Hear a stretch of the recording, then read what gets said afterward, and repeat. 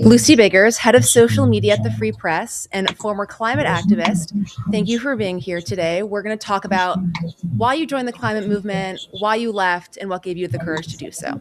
Thank you so much for having me. Today, we're going to talk about how you went from being a leader, really, in the climate movement to now being one of its most outspoken critics. So before I knew the Free Press, Lucy, you were fighting to ban plastic straws and you were, homies with AOC. Hey, Lucy, I hear you're doing a video on the Green New Deal and I'm thrilled. What happened to you? How did you get into that movement in the first place? Yeah, so I spent half of my 20s really in the climate movement, and it started about when I was 25. I'm 35 now, so I know I look younger, right? You do really give a lot of Gen Z energy, which we're going to talk about. Oh yeah, I'm a big I cosplay as Gen Z, but I'm actually 35, so that's important to know the timing. So in 2015, I was 25, and I worked at this newsroom called Now This News, and I was a video producer there, so I was scrolling all the time on Facebook, and sort of the beginning of like the scrolling that we know now, and my algorithm was just feeding me up environmental stories, and I just kind of got bought into the climate movement narrative. Some of the things that first got me into it were just documentaries. Before the Flood, which is a Leonardo DiCaprio film, which now why do I trust Leonardo DiCaprio on this topic? But I watched that. Josh Fox is a big climate activist who's done films like Gasland, which now I know are very biased. So it was the documentaries, and then even in my feed, seeing this thing called the Dakota Access Pipeline protest, which was really big in 2016. And activists would comment, cover Dakota Access Pipeline, cover Dakota Access Pipeline. And so I started covering this protest against a pipeline that was being built in North Dakota. The whole year of 2016, I did that. And that was really like when I first got into the movement. And then over the years after that, I built up my social media following on Instagram, covering things like the Green New Deal, interviewing Greta. What are the personal choices that you make to be more environmentally friendly? Always like being down on single-use plastics, all the normal ideas that you think of when it comes to like the climate movement. That is what I was pushing. And at the peak of it, I had 50,000 followers on Instagram, which I say it's like follower inflation because that's not that much now. But in 2016, or this is like maybe now 2018, that was a lot. And yeah, so I kind of just gained a persona.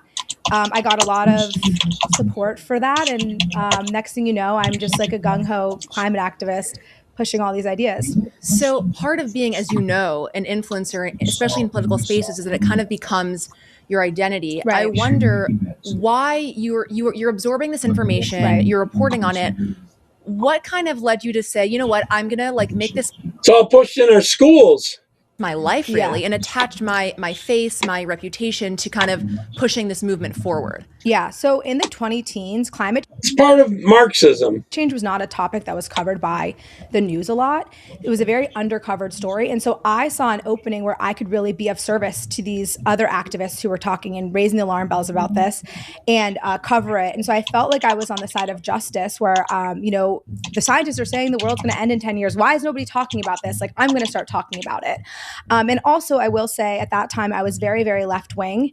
And so I was very progressive. And my whole newsroom was like that, too. So we were all like Bernie supporters. And like, this is why the 2010s, it's like really important to put yourself in that mindset of what that ideology was like at the time. And now when I reflect on it, I think it was this desire to like do good in the world. Like I wanted to make an impact. And I thought I could be of service.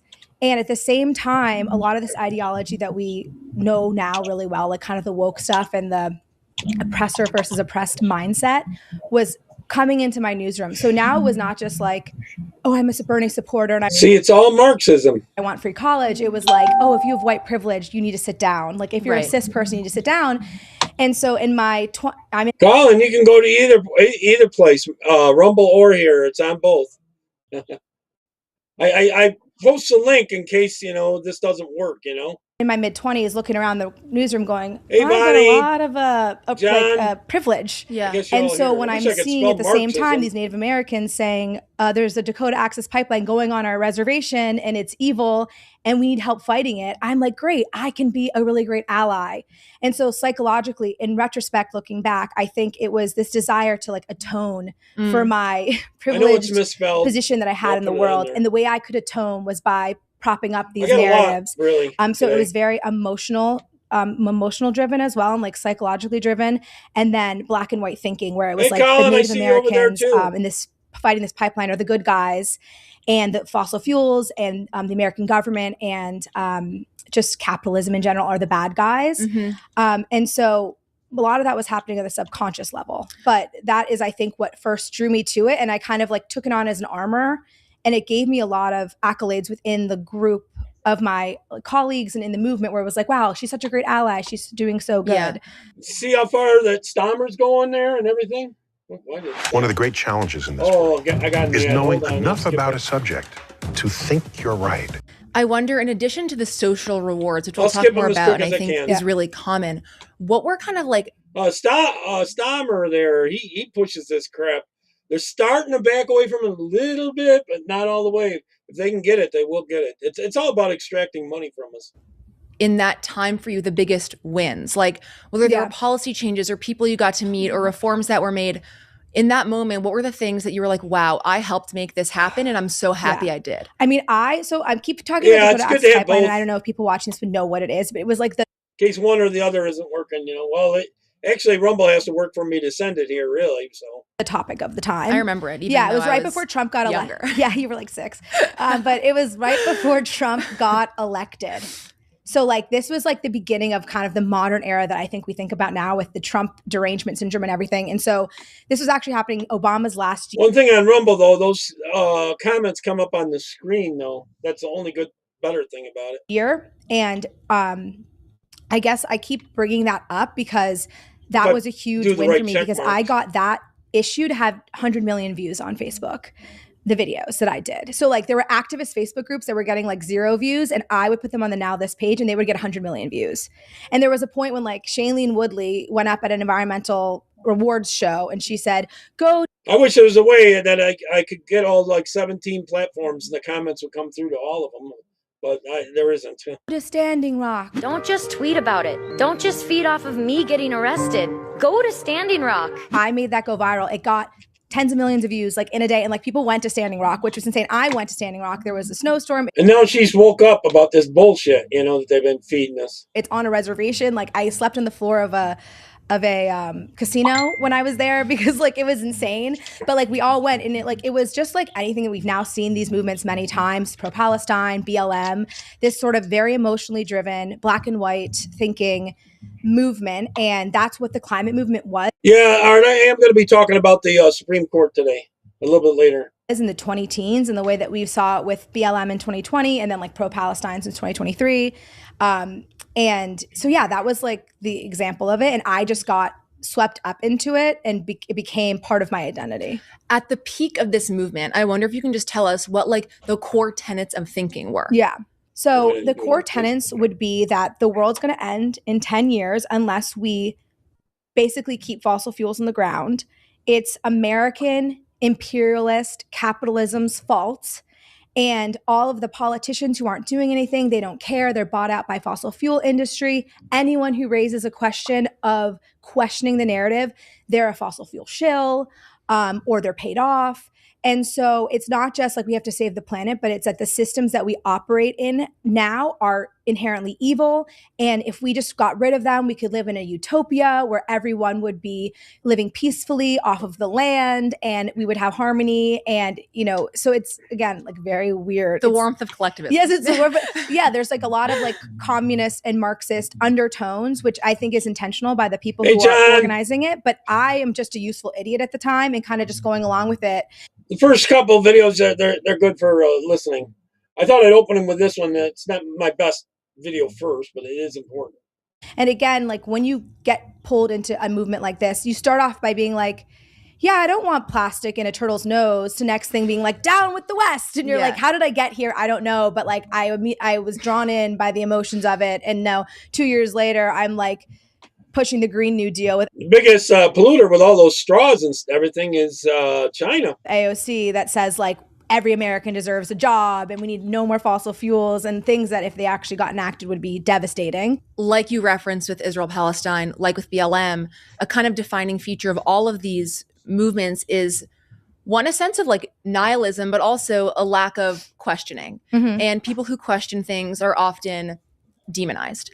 And I wonder if you can first talk about like if there were people when you were kind of on the in crowd that started to question things that were maybe ostracized, or if you ever had a moment where you said, this is starting to get a little bit freaky Right. for me. I don't think I ever saw other people questioning it. I think that every time Think we'll ever hear Thunberg admit that she was full of bullcrap and him taking money to do it? I would step out of line, if I would say something like, well, this doesn't really make sense, when you say it among people who are true believers, I would then go home and spiral. My anxiety would spiral, and they go, oh my God, I would think, am I not a good ally because I said that plastic has a lower carbon footprint than glass, which is a fact, Yeah. and so there'd be inconvenient facts, and if they were brought up in certain contexts, I would just feel so insecure leaving a situation where I might have said something outside of the party And breathing is not ruining the planet. line. And mind you, everyone was like actually lovely and nice, and this was like a self-inflicted thing. It's not like people were like putting a gun to my head being like, push climate stuff, it was literally a self-imposed thing and ideology. Yeah, Colin, I do see over I on look back on it, and Rumble. I think that my sense of self was sitting on sand, and so it was just so would go with I the see over winds on of the PAX. group. And so I didn't have a solidness inside of myself of what are my core tenant beliefs. And so I just was told, well, capitalism is Yeah, evil she used and to we're be all going to die from hardcore. climate change unless we do something now. And I'm like, okay, like I'm going to buy this. And I didn't have the confidence in myself to question it and go against the group. And so whenever I came up with an idea that was contradictory, I would just dismiss it. At this time, there were people who even quietly were saying like, hey, like I actually am not so sure if this is true. The science maybe points to other things. How were those people talked about within the movement? I don't think those people are even acknowledged or talked about. That stuff never broke through. And even now in my research that I do continually in reading books, I'll learn about something and go, oh, that study that I thought was true, 97% of scientists agree that climate change is a problem. Like that has been so thoroughly discredited, but it never broke through to me because again, like anyone who questioned it is like a white privileged nut. Like Yeah, they lose it. They get triggered.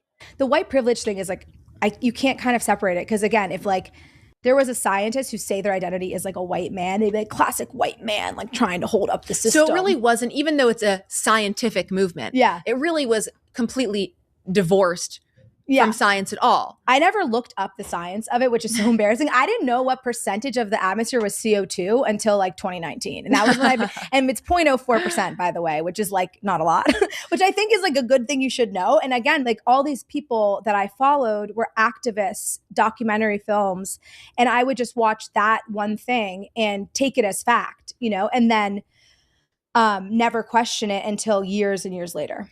So you're deeply ensconced in this. Yeah. And then when is the Cracking first it. time, that you kind of look around and think something Yeah. is going on here and I need to learn more? Yeah. And then really, how do you make the quite courageous decision, especially as your kind of identity, public identity is tied to this thing, to start questioning?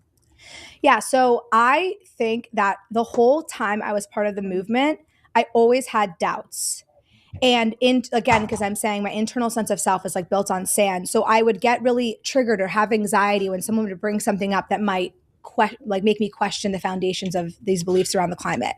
So I always would have doubts. And even like we were talking about Dakota Access Pipeline, a few months after that happened, I remember having a few glasses of wine with people like at my apartment and kind of being like, it's kind of bullshit. I think I felt when I was covering the Dakota Access Pipeline that I was in the role of an advocate for the climate activists and the Native American activists perspective. And so I pushed that message, which was that this pipeline is invasive on our land and it's going to destroy our drinking water and that it can't go through because of climate change. It was just the party line of the activists, even though inside I could see that there was a lot of problems with the argument. For one, the fact that when you transport oil over a pipeline, it's actually safer and better for the environment than doing it over trains, because trains. No, but Warren Buffett backed a lot of these protesters, especially the Indian ones up in Canada, and that about letting this stuff come through, because he's making $16 every barrel that he brings in here. With those train. Can crash. They have a carbon footprint themselves. And I would go onto the website of like the pipeline website, and I could see they would like drew a graph and explained how it was going to go under the river and it would not leak into the drinking water. And so I would see the nuance, but I almost felt like that wasn't my role to show it. I have a forward facing persona. This is what I'm meant to say and do. And even if I see counter information, it's too much of a headache to even include that. Like, Right. She's so worried why about would I being even go down that line? Because then people are going to her own people would attack her. be questioning me of my loyalty to the cause. Was there a moment before, though, when you really did think all of this was true? I could tell even the way I was covering stories, but I wasn't covering them honestly or fully. Like it would almost be like an iceberg, and I would show the tip of the iceberg, and below the iceberg, there'd be nuance and complexity, or maybe part of it that would throw cold water on the theory that I was pushing around this stuff. And I would just ignore it. And I remember always kind of feeling like my coverage is so one-sided, and it kind of hurt my heart a little bit. But again, the cost of going against the group and trying to think of standing on my own, I was like, whoa, that's too much to bear. So I'm just going to put my trust in the group, even though I'm seeing these contradictions. Other people know more than me. So like, I'll just go Was with the it. calculus like, I'm a vehicle for this movement, and therefore I can only show the tip of the iceberg that they deem acceptable because doing otherwise would ostracize me? Or did you still fundamentally believe that, like, yes, there's all this other stuff that I'm not portraying in what I'm putting out there, but it's kind of a distraction from the ultimate end, which is like creating an awareness or momentum behind this? I think that's what it is. And I think that activists still do this, right? It's like we don't have time for nuance. We just have to push for the most extreme narrative because this is a fire alarm situation and the planet is going to be destroyed. So like, we don't have time to think about the downsides of solar and wind. Like we have to just keep pushing forward. Hey, Yanni. This is existential. And so Yanni. I subscribe to that where I'm like, this is an existential threat and we don't have time to like look at the details. Like, like we just have to get people to care and to be afraid. And because if they're afraid, they're going to change their habits. But again, like the logical thinking was not there. Psychologically, I was in such an insecure place with the group think and being in that my work environment, the activist environment, that I didn't use my logical thinking to the end. I would always stop thinking and then give up my autonomy to the group, which was saying, this is an existential thing. Don't ask questions. So when does this small hint of doubt, Charlie did his own. Oh yeah, are okay. you slipping something at his like a would have drunk been wine on night, 9. turn I was thinking into of Jason. this complete breakup? So the timeline is that I was at Now This from 2015 to 2021. And so I was there through the COVID stuff too. And I was visible. I was an on-camera person the whole time I was there. So the whole world shut down at the peak of COVID. It was something like 17%. We saw a 17% reduction in our carbon emissions, the peak of COVID. What? How many on her that used to be with her threaten her life now? So that's like just like those 2 weeks. Over the year, it ends up being something like 5% reduction. And I'm thinking to myself, wait a minute, the climate movement wants 100% reduction in our carbon emissions. What is it going to expect of our society? Yeah, we're literally locked in our homes, not doing anything. And we still have carbon emissions. And so that was the first moment where I go, hold on. I don't know if I want to live in a world where we have zero carbon emissions because I'm kind of depressed right now at home. This sucks and we have no freedoms. And so what does the climate movement, if you take it to its logical conclusion, it's not going to be no big deal. Like it's going to require people to give up their freedoms to like lower carbon emissions. And so that was one thing. And then the other thing was I was very anti-plastic, and all of a sudden like the PPEs everywhere, the masks, the plastic barriers between every table at a restaurant and when you're checking out your food at the grocery store. And I'm like, wait a minute, I've been sweating about a single-use plastic straw for the past 5 years. And now we've proliferated more plastic in the last few months than I've seen in my lifetime. And also looking around, we seem like we're fine. It looks like our society was able to absorb that plastic and the world has not ended. And so that was 2020. And then I left. In 2021, I left my job. And so I didn't really say anything publicly while I was still there because I was in a public role. Then I was at a nonprofit for a year in another behind the scenes role before I came to the Free Press. And then I came to the Free Press end of 2022. I'm behind the scenes now, 2.5 years. And I just started making content this past May. And that was the reason why I went from being behind the scenes that whole time was I was like, I'm too afraid. And then my younger son turned 1 in April. And that was when it coincided where They want you to be afraid of them, so you don't speak up. That's what Marxists do. I kind of had a light bulb come back on and I was like, wait a minute, like, let me reconsider this. Do I really want to go to my grave never talking about the climate stuff that I have issues with? And like weighing the cost analysis of like, does this actually need to be said? And I just sort of made a decision inside myself in May that I was going to make content. And so I started making daily content on TikTok in May. And then in June, I was when I went back to my Instagram where I'd had the following. So that was scarier. And made content there. And then from there, I've just continued to go all year. You kind of internally, before you go public with this, depart from this way of thinking. Yeah. I wonder if there was any personal confusion or loss of identity. You had attached yourself in a public way to something. And then even though it Yeah, I should be on this weekend, both days at 6 p.m. 6 p.m. Eastern on the weekend. was quiet at first, walked away. Right. Did you have like an identity crisis of sorts? Yes, I did, because I think when I was in the climate movement, I got my identity from being a good person and from being on the right side of history. And so I identified with that. And so good people don't question the climate movement. You know, good people don't listen to fossil fuel shills or defend fossil fuels. Good people don't question the climate narrative. And so this identity of being good, and I talked a little bit about this idea of atoning, right? Because everyone's obsessed with the white privilege and everything. And I'm realizing like, oh my gosh, I'm an oppressor by being a white They can go pee up a rope about that white privilege bull. woman in from America. And so I need to atone for my sins by pushing and being part of this movement. And that is what makes me good. And so if I'm going Hey, to Tammy. leave this, I'm no longer going to be seen as good, and I'm no longer a good person. So who am I? And then that's when you have to start doing the work of building up yourself, your sense of self and identity in that internal world, which again, it took me 5 years between questioning like and leaving that job and like posting this past year. One thing I think about is like when you're speaking about COVID and you're saying we're producing all this plastic and the world is fine. Yeah. Where does like the agreement on scientific fact kind of end and conspiracy begin? Or in other words, like, is there an actual downside to producing that much plastic? Right. And even if the world will be okay and we can Right. innovate and adapt from it, like, is that a good thing for us to do? Should we still be trying to limit it? Like, Yeah. what are the facts that we should be operating under? Where I come down on this now is that the traditional like environmental movement that was founded in conservation and protecting animals and getting pollution out of our environment is still very solid, but that's not what the climate movement is. The climate movement is trying to change our energy system from reliable fossil fuels to unreliable solar and Making your own, taxing huh, us to Tammy? do it and getting us to worry about our carbon emissions and all these things. So it's very like convoluted. It's like the demon spawn of environmentalism, honestly. So obviously we should always reduce, reuse, recycle is like the classic thing we learned in third grade, but that's not really what the climate movement's saying. The climate movement's like guilting you for living a modern life. The climate movement is taxing and overregulating reliable forms of energy and trying to get us to be dependent on solar and wind, which we import those materials from China.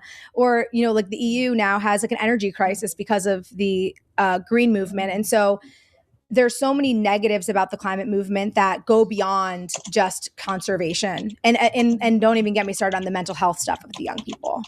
Well, that's actually what I wanted to ask you about. But first, what I want to say is it also seems like a core tenet is kind of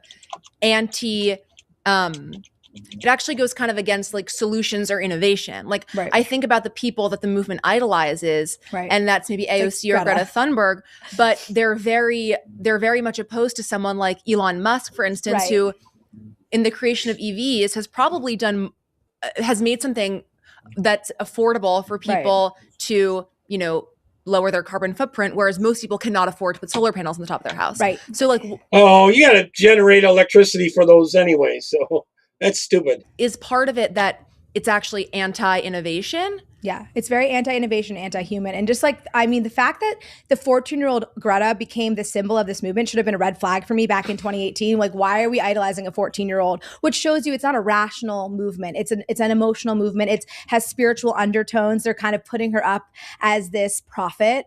And I think ultimately what I realized from being in the movement for so many years is that it's an anti-human movement. And what they would say is, well, we can't just... Bingo! They want to get rid of the people and control the few that they have left. innovate our ways out of this. You need to be doing They figure billions is too many to control. If they get it down to a few million, then they can control it. like consuming less, and we need to not be using so much energy. We can't innovate our way out of this. And you're kind of like, Well, we've innovated our way out of every other thing. Like there used to be, piles of horse manure in New York City, and now we have cars. Like, Right. it's kind of what humans do. Like we innovate our way out of everything. But again, this movement and like a lot of groupthink, it's like they always have like something to like keep you in and keep you depressed about the state of the world. And I think that I will say another thing that sort of woke me up from it is naturally, I mean, we work together. I'm a very like positive, optimistic person, and I have a lot of energy and enthusiasm for life. And this is a very negative movement that basically makes you feel guilty for being alive and living a human life, a modern life, as if we can choose when we're born, as if we can like be like, oh, I had a choice over being born in a modern time. And so that I think was another thing of like self-preservation for me, where my natural like nature was coming up against a very nihilistic movement, and I had to get out for self-preservation. I have a 134 IQ. Sorry about I that. make less money than friends who barely passed high school. Here's what One of the things that we've kind of touched on that I want to ask you about is like the way this doomerism has affected young people, Yeah. especially like the building where my Oh, they're pushing it pedal to the metal in our schools. grocery store is, there's like a climate clock above it, and it says there's like a countdown until Yeah. when everything's going to implode. And I think it's like 1 in 5 young Yeah, if you live in Florida, it was supposed to be all flooded by now. Back some years ago. people doesn't want to have kids because of climate fears.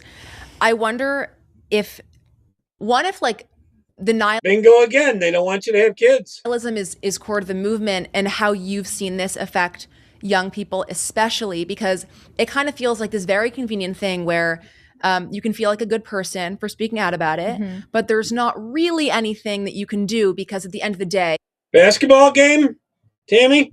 the clock is counting down Yeah. and like that's what it is. Yeah, it's so nihilistic. And that is the thing I think that pushed me to start talking about this, because I realized the young people, the wasted human capital that is happening because of how they're taught this. And you probably were taught it more than I was in school. When I was in school, in high school in 2006, we watched Inconvenient Truth, like as a like Al Gore's movie. And that one day was enough for me to like be freaked See, they're pushing it in schools. out. But I know now it's like really With part of lies. the curriculum more. Oh yeah, for sure. Actually, one of our coworkers, Sasha, said to me after I saw one of my Aki, videos, she's like, okay. "Oh my God, I loved your video. Like, Cool. if I didn't even know you, I would have loved seeing one of your videos because I was watching the men's win yesterday's. Why it wasn't on yesterday's because I watched the women's win, and I wanted to see them get their medal and everything.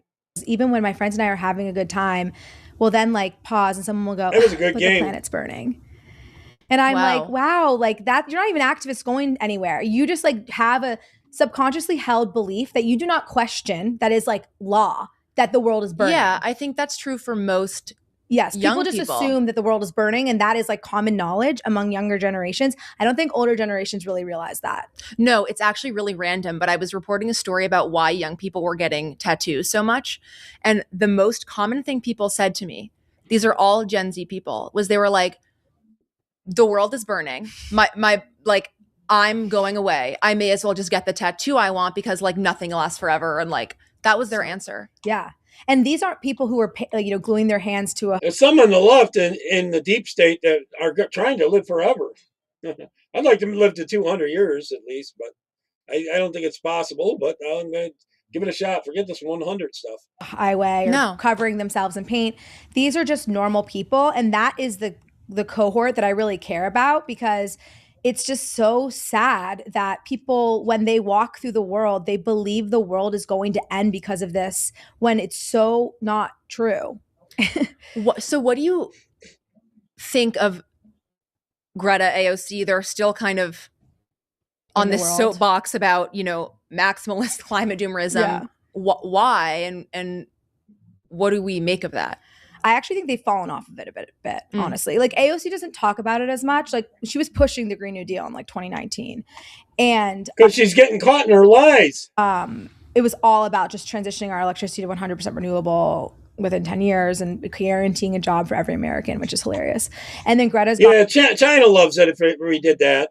For one, they'd have such a huge advantage on us. Plus, they sell us the batteries for everything. gone for the pro-Palestine. So even they've backed off of it without having like a mea culpa saying I was wrong. And I think that's the problem. And that was the like life I lived for many years, where I had changed all my opinions, but I never like corrected the record.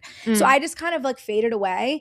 And I think that is also a thing. It's like I have a responsibility to set the record straight and to counter this fear, because I played a part in pushing it. And we're seeing the impacts now with also just these really poorly thought out green policies, where it's like, even in New York, we know like it's like electrify the heating here by 2030. And that's going to cost these small business owners like millions of dollars to electrify apartment buildings or whatever it may be. Like that's real world now, working class, middle class people who are now going to be on this bill, like, or be like left to foot the bill for this climate ideology. And it's really, really destructive. I do have to hand it to Canadian women. They played hard. they wanted it. Even in Africa, the World Bank up until a few years ago wasn't Sunday's game is going to be insane. Lending to natural gas projects. Canada, even though United natural States. gas is the honestly cleanest, other than nuclear, like cleanest and best way to get people out of poverty, get them reliable energy. Like you want to give them natural gas, and the World Bank wouldn't fund those projects because of climate change. Speaking of people that, like you, who have said they were wrong. Yeah. I'm really astonished, like, by the delta of time between someone. I wonder how many people she's been able, that used to be on the left with her, she's been able to cure. Let's put it that way. It's a cult and you got to be cured. Saying one thing and another, especially in the case, I think of Bill Gates, Yeah. who, with the Bill and Melinda Gates Foundation, was funding immense amount of research on climate change. She was very outspoken about it. And then I think it was even a few months ago. Immense amount of research too on remdesivir and the jab and that kind of crap on us. And then spraying the skies. Basically said in the New York Times, actually, it's all fine. Yeah. This isn't a real threat. Like, it's okay, everyone. Like it's going to be an impact, but it's not deadly. Like it's not world ending. It's like is what he said. Yeah. Right. And so I wonder, this is someone who is untouchable, whose personal and public life will not really be affected by him changing his mind in the way that it was for you. Why is someone like Bill Gates taking so long after we know the science of what is more true now? Why does it take him a decade, basically? Yeah. I mean, it makes a lot of sense. This whole climate system and the nonprofits and the business models and all, like there's so many people who make money off of this now. I'm not sure. I got to see what time that's on tomorrow for you, John. It's really, really hard. And then you're around people that the consensus is that it's world ending. And so to go against that, it just takes a lot of courage. Sunday, I think it's going to be on early. Don't know. Like I, on my Instagram now, make it's content that says things like climate change is not dangerous. Like deaths from natural disasters are down 95% over the last 100 years. So like, where's the emergency here, people? Like just stuff that's sort of against this common knowledge. And I know they got closing. I get people in my comments being like, "You're a fossil fuel shill. Like this is fake news," and just so it might be being in the able morning. to not take every comment so seriously. The game might be definitely in the morning on Sunday. That it like throws me off because I'm in the end of the day making the content for the mom who just had a kid and is like really freaked out for their future. And like those are the messages that I get that are like, thank you for making your content. Like I was actually really freaked out about this, but like I'm not going to worry about this anymore. Again, they're not activists, they're just normal people. And I'm just like giving them sort of like signal amongst the noise where they like don't know what to believe. And I'm like, okay, I'm just gonna lay out the facts. Well, it's something we write a lot about at the Free Press, which is like how certain fields, academia, medicine, science, the list goes on, has kind of things that are really meant to be rooted in fact have completely departed from that, and it's been taken over by an ideology. But I really do think, and maybe it's naive or too optimistic, that each of those things kind of has a breaking Tammy. point. Yeah, where at definitely some an point someone will improvement. say, Then the only thing I wish is the comments I could bring up on the screen. This is not right. This is not what I signed up for. So do you everyone see on every platform what that could see breaking it. point might be within And the vice climate versa, movement? Has it already from both happened? platforms over So the climate realist, climate skeptic community has been saying this message since the year 2000. Like there are so many amazing scientists who have been pushed out of their jobs, censored, deplatformed, like literally like kicked off of YouTube and Facebook. Cases against them have been brought up at the universities where they work to like push them out for just saying, you know, climate is not world ending. So I'm not the first person to say this. That movement has been sort of trying to say this for so long, but before Elon bought Twitter and before Mark Zuckerberg became like based and like opened up censorship on real, like they're less harsh now on Meta. these people That's exactly right. That's harsh, but they're taking videos down on me, and then I appeal them, and they get put back.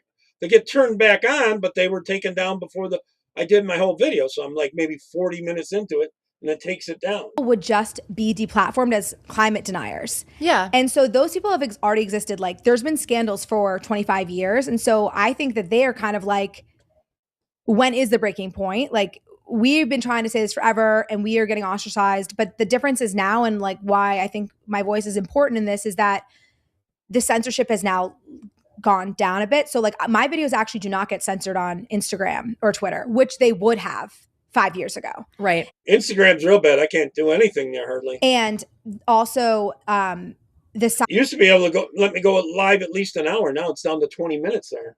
scientists who have been saying all this stuff, and I read their books. There's like Patrick Moore, who is the head of the Greenpeace. He founded Greenpeace, Right. and he's now like a huge climate skeptic. There's just so many people to name, but I basically am translating their work that they've been saying for years to the online, like TikTok generation. And so I think when I talk to them, they say they're more hopeful than they've ever been because of Bill Gates. The censorship is going down, and then you have Trump and Chris Wright, who's the Department of Energy, who are just saying like, we're not dealing with this stuff anymore. We've withdrawn from a lot of climate organizations like the IPCC and all these different things. Like we're just not in them anymore because the science has been so corrupted. And so everyone's like, oh my gosh, thank God this is like finally happening. So I think there is a huge turning point, but I do think that there's like a lack of breaking through to like the everyday person who's not like up on it. And again, and then you come across my content and you might just immediately flag, she's a climate change denier. She's a fossil fuel shill, right? Because if you're still in that group think, right, you're dismissing what I'm saying because you just come up with a reason not to trust what I'm saying. This records Sorry about the ads. I'm going to skip it ever could. as soon as I can. An AI note taker that What do the climate skeptic experts say is actually happening? Yeah. And therefore how we should live our lives accordingly. Yeah. Like, would they say, buy all the plastic you want, doesn't matter? Yeah. Like, what are they saying? So I actually spoke to Steve Koonin, who is a former energy secretary for President Obama. So this is not like some right-wing person. So I think that's a really important person to quote. And he wrote the book Actually, a lot of the plastic could be used for fuel. Unsettled, For that came heating out in and stuff. 2022, that just goes into like what we know and what is unsettled when it comes to the climate science. And what he said was, we know the planet has warmed 1.3 degrees since 1850. So we know that is a fact. We are going. That's natural. The sun controls that. The more storms on the sun, the more gamma rays, the warmer it gets. It has nothing to do with what we're doing. Through a warming period. We also know that we have released CO2 into the atmosphere by burning oil and gas and coal. Now, how much of that warming is naturally occurring and how much of it is because of the CO2? That's when you now have this debate. And that's okay. There isn't actually a consensus. Obviously, alarmists are like, it's our fault. Everything's our fault. We're heading to It also feeds the plants. doom. But that is not a commonly held belief, even among scientists who are still in the space. And That's like a someone like- media narrative. Someone like Koonin might say it's warming. However, that's not necessarily Man-made. a factor that would lead to our demise. Right. And I will say that warming periods historically, which I've just learned this in doing more research on this, historically humans flourish during warming periods because you have longer growing seasons, so you can No, but the Marxists will never tell you that because they want to control everything. They want you to own nothing, and they will be happy. you can support a population in a city. And the term for this is climate optimum. So that's what actually geologists and archaeologists and historians would call these periods. Well, you did one reporting video where you spoke to young people who were at a climate protest, which I loved. And it was quite startling how little they knew about the facts you presented them. But I wonder what you would say to them, or really to the young people who are saying, I don't want to have kids. I feel really nihilistic about the future because of this. What do you say to them? The number one fact I like to share, because it's just unequivocally true, is that deaths from natural disasters have gone down 99% in the past 100 years. So even with climate change, even let's say the planet is warming, it's so scary, deaths have gone down 99%. So we're safer than ever, even with climate change. Like we've seen 1.3 degrees of warming, and we've seen it at the exact same time. It's almost the exact same chart. Temperatures have gone up, human prosperity. That's well over 150 years. Literacy, women's rights, all of the things, we know this has happened the past 150 years, right? We've had this huge boom of prosperity. That's happened during 1.3 degrees of warming. So if climate Because of manufacturing, not because of welfare. change was really so dangerous, shouldn't we see some negative impacts? Why is humanity still thriving so much, Right. even in the midst of climate change? And I will also say, don't look at the climate models that say in 10 years, the planet's going to be this, in 30 years, it's going to be that. Those are models that are just computer models. You can put any bit of data in there to get any outcome that you want to prove there's an apocalypse. And the scientists who do those models are incentivized to find that outcome. And so they're not solid science. And so I would never base having kids or your future and your outlook on life, never base it on a computer model. Lucy, thank you so much for joining me. I learn something new from you every day, so thank you. Thank you for having me. It was so much fun. It's good to see someone wake up and start to fight against them. Oh, I got some more clips here. My friend... Imagine being a lib lefty in New York City, still drunk off of your victory lap of Tommy Mondami. Yeah, we're going to get those white people. Got us a brown Muslim. He promised us free daycare, free health care, free buses, and he's going to freeze our rent. Good luck on that. Except we know how that went. A 10% rent increase across New York City. And it's not. Do you think we'll ever have a Muslim president in America? What they're trying to. For the wealthy people. You guys literally won the Fell For It Again award. The white liberals of New York City. Man, this is glorious to watch. Woo! 10% increase, guys. I live in upstate New York, and it's affecting us. Guys. Costs are going up. And you voted for it. Yeah. So literally for years, liberals have been calling MAGA pedo supporters with absolutely nothing to back it up, just pure hate. And would you look in the mirror, or should I say files? So what we're able to piece together now is that this man, Reid Hoffman, is one of the biggest donors to Act Blue, the same organization that funds all of the No Kings rallies, the Free Maduro protests, all of the anti-Trump chaos, including the politicians that are hell-bent on dismantling our Constitution and pushing us towards a socialist/communist society. That very same big donor Hoffman also visited Epstein's Island in 2014, 6 years after Epstein was already convicted of child sex crimes. He was even emailing him asking if he should bring ice cream for the girls. The same Hoffman that funded the entire E. Jean Carroll case against President Trump. So while you may call Trump supporters pedos based off of an anonymous FBI tip that wasn't investigated, maybe there's more that you guys have that I'm not seeing. If there is, comment it below, please. You guys are in the streets holding little signs that say F Trump that are funded with little logos in the corner by people who never cut ties with Epstein, who literally still went to the island after he was convicted. That's who you're supporting. And this is just one man, one example. There are tons of organizations doing this, spending. That pedo stuff, they're starting to say the party of the pedos about Republicans all the time. They believe, and there's some truth to this, the more they say something, the more it gets believed, you know? Millions, actually probably billions of dollars on propaganda. It is just so obvious at this point. Donald Trump, when he first announced that he was running as a Republican president, they probably all pooped themselves. Like, they knew that he was going to release everything. They knew that he knew. So it is no wonder that we are seeing full panic mode from the Democrats. Amen. Amen on that. Got to share something really awesome with you guys that I just heard right now from a customer of mine who's also a part-time employee here too. She works for a toy factory, a little toy company in the next couple cities over. I'm not gonna say what it is, but it's here in Michigan. And the toy plant was closing down. And this next month was everybody's last month of work. And I was going to have to give this other girl here some extra hours just to help her get some more money because, they were shutting that plant down. Until Trump's tariffs forced a Canadian company to buy and build a factory here. So instead, they just bought this one out that was closing down and kept all the employees to avoid paying the tariffs. Thank you, Donald Trump. This is what I voted for. Amen. Now, the tariff thing is at first I thought it was going to be real bad, but I'm hearing from other people on YouTube and that there's many workarounds that Trump can do. He's going to have to do some workarounds, to make it work. But he's definitely got ways he can do it. Tariff. I want to wait on playing that one. I got some stuff on Canada.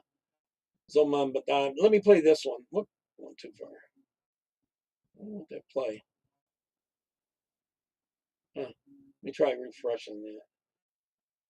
There we go. Exercise the only revenue lever fully within our own control. We would have to raise property taxes. We would also be forced to raid our reserves. To balance the budget as required by law, our preliminary budget takes the only path within our control, the second path. The options of the second path are the options of last resort. Options that we will only employ if there is no other means of arriving at a balanced budget. So this piece of shit scumbag, the current mayor of New York City, Zoran the Moron Mamdani, is telling you what's going to happen. Because we all know what's going to happen if he tries to raise the taxes on the rich. The little part that I clipped in his ridiculous live stream from earlier today, where thankfully he wasn't smiling like a fucking buffoon, but the part that I clipped is him saying, hey, listen, I'm going to raise taxes. That's option one. I'm going to raise taxes on the rich. However, last resort would have to be raising the property taxes and raiding whatever reserves we have in New York City to make my little fucking socialist plan work. He's telling you already what he's going to do. Why? Because the rich people are going to leave, and he knows that. Look at California. In fact, Governor Hochul just announced that $13 billion has already left New York since Zoran the Morons even announced that he's going to run for mayor. So this cocksucker is telling you what he's going to do. He's going to raise property taxes to an obscene amount, genuinely hurting the people that he promised free shit to, and he's going to raise They want the government to take over all the property. What about then, Mamdani? That's what they want you to answer me that fucking question. You and your mommy were running around want you to lose your houses. Epstein circles. So you know exactly how this game works. What are you going to do when all that money runs out? What are you going to do when homes are just going to start getting foreclosed because people can't fucking afford their property taxes? They'll put illegals up in those houses, though. And when the reserve runs out, what are you going to do then? You going to rename New York City Venezuela? Or New Yorkistan, and we're going to start looking like fucking Afghanistan. I don't know how many Zoom animals you can get in New York City to eat. This guy is a nightmare. Faced with no other choice, the city would have to exercise the only revenue lever fully within our own control. They're going to take everyone's retirement money, too. We would have to raise property taxes. Oh, it's playing a second time. Okay, I thought it was the tail end of it. Yeah, that's how ridiculous it is. All right, this is about Alberta. Well, let's do this one first. The Trump administration is spurring an independence movement in Canada. And if it succeeds, it could destroy Canada. Which it needs to be destroyed, to be honest. It's such socialists up there. The ones in control are the socialists. Welcome to America Uncovered. I'm Chris Chappell. Be sure to leave an American or Canadian flag in the comments to show YouTube we've got engagement. And make sure you're still subscribed. Okay. YouTube has a habit of unsubscribing people without telling Sunday them. morning, I heard. Yeah. Oh, Canada. Hey, Charles. Great White North. Home of the Mounties, the Sugar Shack, that milk. I got a couple on about Alberta. And a separatist crisis threat. If they go, Saskatchewan's going to go with them. And maybe a few other ones in the territory. There's a lot of supplies up there. You should see the amount that they have to pay. 70% of their wages have to go to the east to pay for all the illegals they are bringing into the east. You know, Ottawa, Montreal, those areas, Quebec. To rip the country apart. Yeah. 60, I knew it. Those Frenchies up in Quebec. Actually, we might get 3 or 4 more states, and that'll give us more senators and everything. And then we won't even have to worry about the filibuster, because those ones coming would be conservative. Are causing trouble again. What's wrong with those poutine slurping? Oh, wait, was that Shelley? It's not the French this time? Okay. And then that pipeline goes in and you can save $16 a barrel. Every barrel coming down. Disregard that last part. I just hope Bill Shatner didn't block me over that. Nope. This is about 40 cents a gallon. The hot new separatist movement du jour rocking Canada isn't Quebec, but the western province of Alberta. Alberta, The group at the center of it all and there's is other the ones they're Alberta thinking of going Prosperity too. Project, or APP. BC, they got a bad area that's liberal, but the rest is. All right, so Sorry just about scatter the some of ads. this throughout your home and then watch what happens overnight. The APP is a nonprofit whose goal is to break Alberta off from the rest of Canada and become an independent state. Since the beginning of this year, organizers have been collecting signatures for a referendum on Albertan independence. They've already got enough signatures already. They're trying to get 1 million, so that's definitely showing that that they want out. They only need to collect around 178,000 signatures, They're probably going to get about 1 million. 10% of Alberta's registered voters to trigger a vote. But why would Albertans want to leave Canada in the first place? Is having to share a country with Leaf fans really that bad? Maybe. But it goes deeper than that. You see, Alberta has a lot of grievances with the government back in Ottawa, and many of these grievances are centered around oil. That's because Alberta is an energy giant, containing the 4th largest oil reserves in the world. It produces around 85% of Canada's There's a ton of lumber and stuff up there too. oil. As a result, Alberta contributes a lot to the country. Believe it or not, if they became part of USA, building houses would go way down by about almost 25%.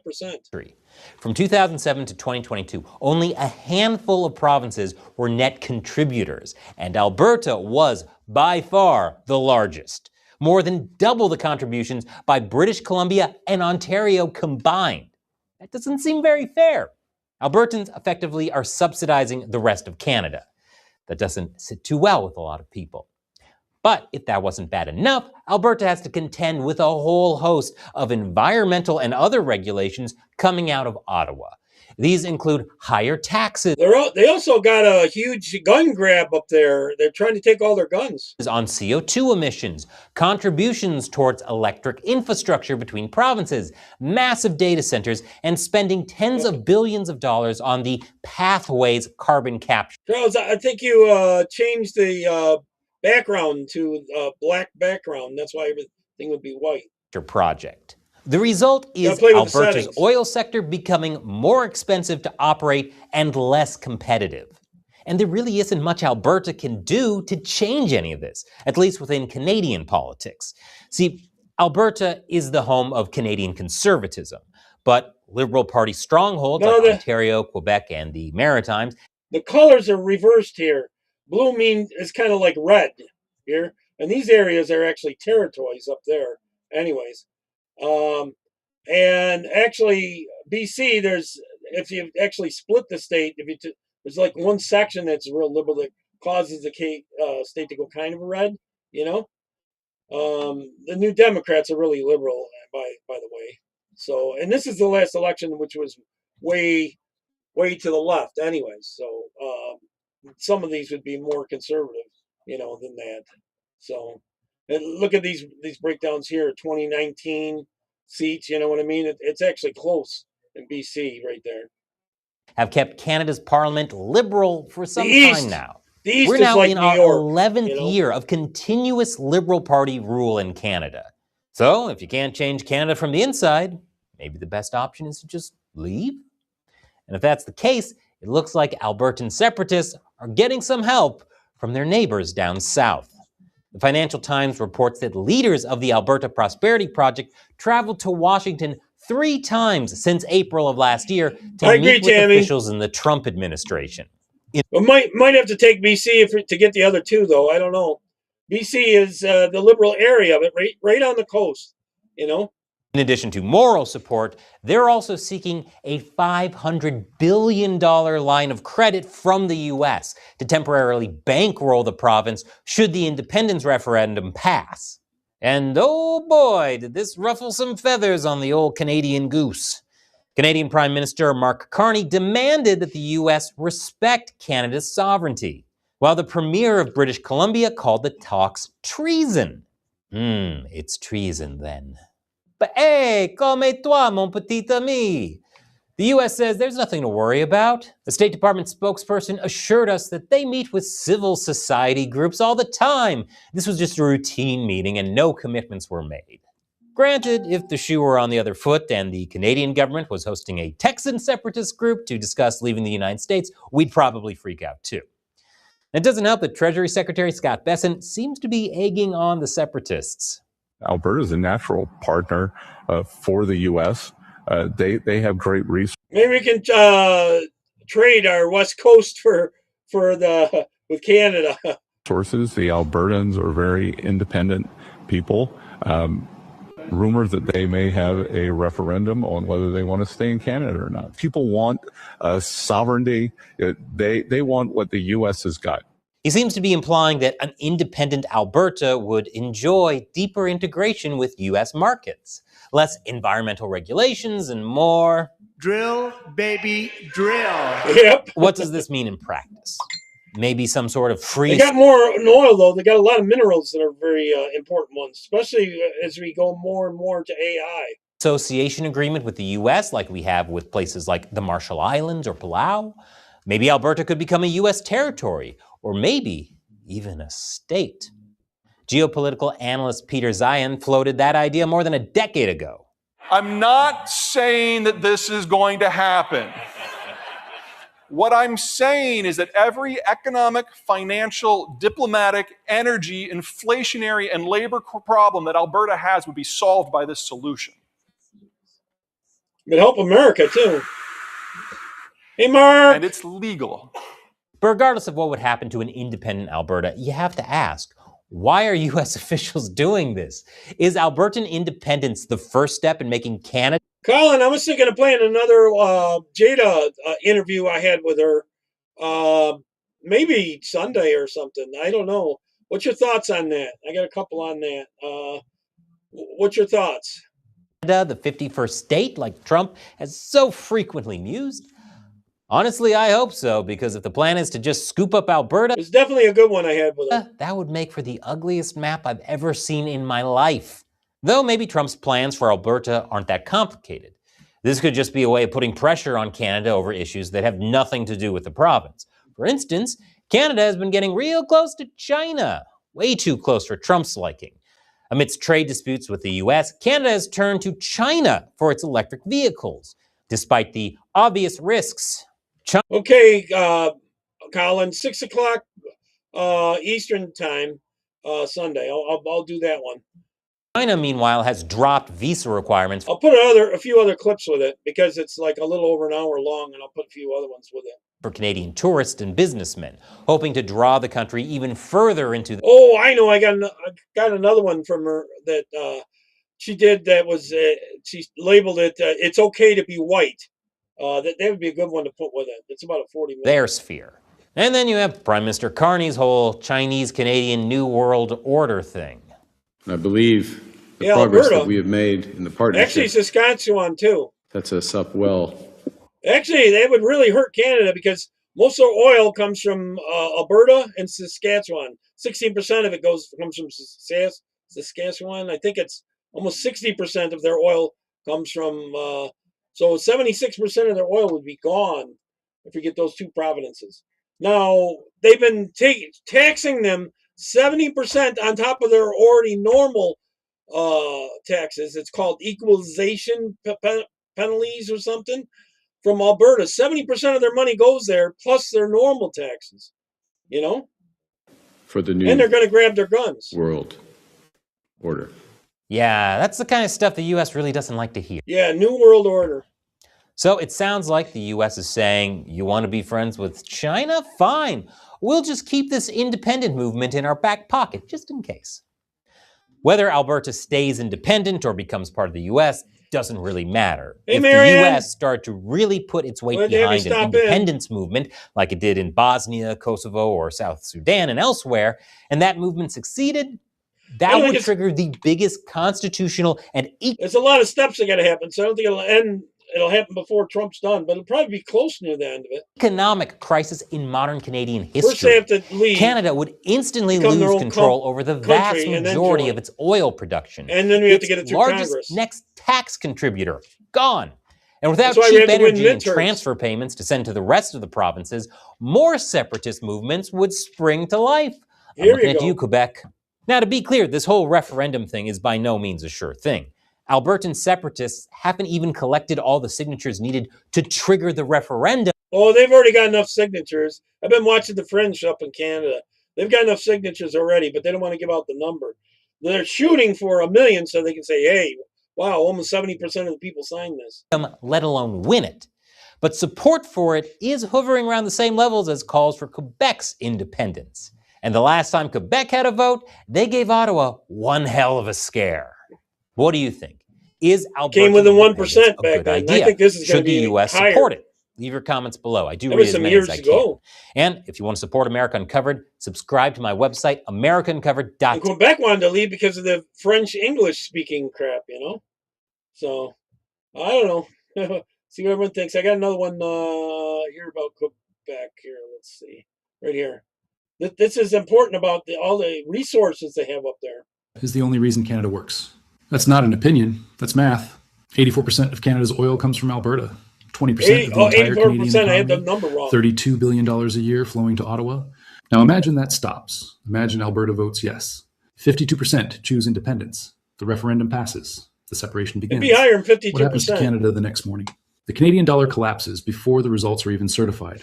9% down before noon, 13% by market close. Quebec wakes up $13 billion poorer. The transfer payments that funded their healthcare, their schools, their entire social safety net, gone overnight. The Maritimes? Actually, I'd love to see their socialism fall in their face. They're on the phone with Ottawa begging for emergency funds. But Ottawa doesn't have emergency funds. Ottawa just lost 20% of its revenue. And here's the part that should terrify every Canadian watching. It doesn't stop with Alberta. Saskatchewan is watching. British Columbia is divided. And by the time Ottawa figures out how to respond, Saskatchewan's already doing they're going to start signing too, so they're planning on leaving as well. they might not have a country left to save.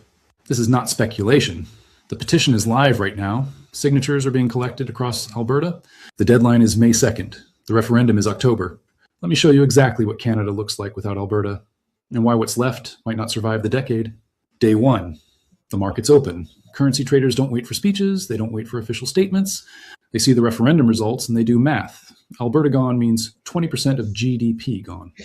Alberta gone means energy exports crippled. Alberta gone means federal debt obligations concentrated on fewer provinces with less capacity to pay. So they sell. They sell everything with Canadian exposure. They need to kick all the illegals they're letting in out. The Bank of Canada They're starting to stop letting them in, but they're still letting some in. calls an emergency meeting by 9 a.m. Governor Tiff Macklem faces 2 options. Raise interest rates to defend the dollar, which will crush borrowing and trigger a recession, or let the dollar fall, which will spike inflation and make every import unaffordable.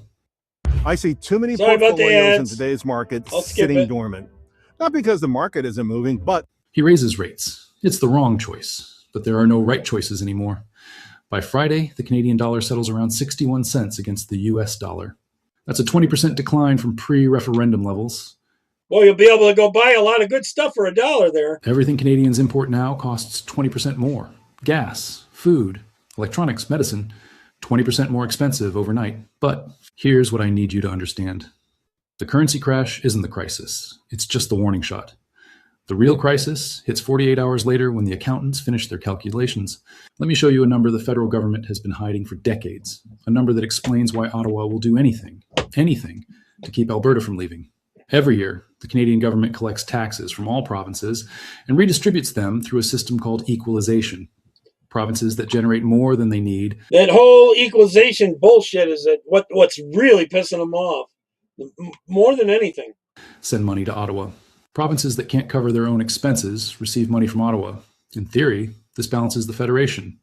In practice, it means one province has been funding everyone else for 50 years, Alberta. In 2015, Not so much that they have it, it's just such a high tax. Alberta's net contribution to federal coffers was $27 billion. By 2025, that number grew to $32 billion. That's $32 billion more than Alberta received back in services every single year. Where does that money go? Quebec receives approximately $13 billion annually in equalization payments. $13 billion. That's almost 10% of Quebec's entire provincial budget funded by a province 2,000 kilometers away. The Maritimes collectively receive another $8 billion. New Brunswick, Nova Scotia, Prince Edward Island, Newfoundland. These provinces literally cannot function without transfer payments. Manitoba receives $3 billion. Even Ontario, supposedly the economic engine of Eastern Canada, has become a net recipient in recent years. Now imagine all that money disappears, not gradually, not over time, overnight. This is the part nobody in Ottawa wants to talk about. Because the moment you see these numbers, you understand why they're so desperate to keep Alberta in confederation. It's not about national unity. It's not about shared values. It's about survival. Without Alberta's money, Quebec faces a $13 billion budget hole. Think about what that means. 10% of your provincial budget gone. Hospitals close. Hey, John, nice staff, to see you over on infrastructure projects canceled, Rumble as well. Welfare payments reduced. Marianne's here too. Quebec's unions call a general strike within 2 weeks of Alberta's exit. Montreal sees protests that make the 2012 student demonstrations look like a picnic. The provincial government teeters. But here's what's worse. Quebec isn't even the hardest hit. Per capita, the Maritime provinces depend on federal transfers more than any other region in Canada. New Brunswick receives roughly $4,000 per person in equalization. Nova Scotia is similar. Prince Edward That's socialism for you. Island even higher. When that money vanishes, these provinces don't face austerity. They face insolvency. Within 18 months of Alberta's exit, at least one maritime province will require federal bailout intervention. The problem? The federal government is broke too. This is what I mean when I say collapse pattern. It's not one thing breaking. It's everything breaking at once, each failure accelerating the next. Alberta leaves, revenue drops, the dollar crashes, borrowing costs spike, credit ratings fall, more borrowing costs, less investment, less tax revenue, more borrowing. The spiral accelerates until something breaks completely. But I haven't even shown you the worst part yet, because everything I just described assumes the damage is only financial. It's not. The strategic damage is even more severe. Let me show you the map Ottawa doesn't want you to see. The real resource map of Canada. When politicians talk about Canada, they talk about shared values, multiculturalism, universal healthcare, polite people in cold winters. They don't talk about this.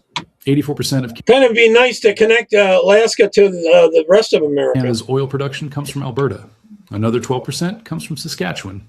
That's 96% of Canadian oil concentrated in 2 provinces. When Alberta leaves, Canada loses 84% of its oil overnight. If Saskatchewan follows, and I'll explain why that's increasingly likely, Canada loses 96%. What's left is a country that produces almost no energy, a country completely dependent on imports, a country with no leverage in Uh-oh. Then China doesn't get all its cheap energy. any negotiation about anything. Potash. This is the fertilizer that feeds the world. Without potash, crop yields collapse, food prices spike, people go hungry. Saskatchewan has the largest potash reserves on Earth. Not the largest in Canada, the largest on the planet. More than Russia, more than Belarus. When farmers in Brazil and India and China need fertilizer, they buy it from Saskatchewan. If Saskatchewan leaves, Canada goes from agricultural superpower to agricultural irrelevance in a single vote. Uranium. Canada is the second largest uranium producer in the world. The fuel Uranium? No more nuclear bombs for some of these countries? for nuclear reactors. The foundation of clean energy. The strategic resource that every major power is scrambling to Also electricity in the future? secure. Guess where it comes from? Saskatchewan's Athabasca Basin, the highest grade uranium deposits ever discovered on Earth. If Saskatchewan leaves, Canada loses its seat at the table in every conversation about global energy. Now look at what's left. Ontario has manufacturing and financial services. Quebec has hydroelectric power. The Maritimes have fishing and tourism. That's it. That's the Eastern Canadian economy. Factories that depend on energy they no longer produce. Banks that manage a currency that's collapsing. Fish and tourists. Against this backdrop, ask yourself a simple question. Why would Saskatchewan stay? They share every single grievance Alberta has. The equalization formula that bleeds them John, dry. is everyone Federal okay? regulations that strangle their energy sector. The Ottawa elites who lecture them about carbon emissions while cashing checks written with oil money. Saskatchewan has been watching Alberta's independence movement with intense interest. Premier Scott Moe has challenged Ottawa on jurisdiction for years.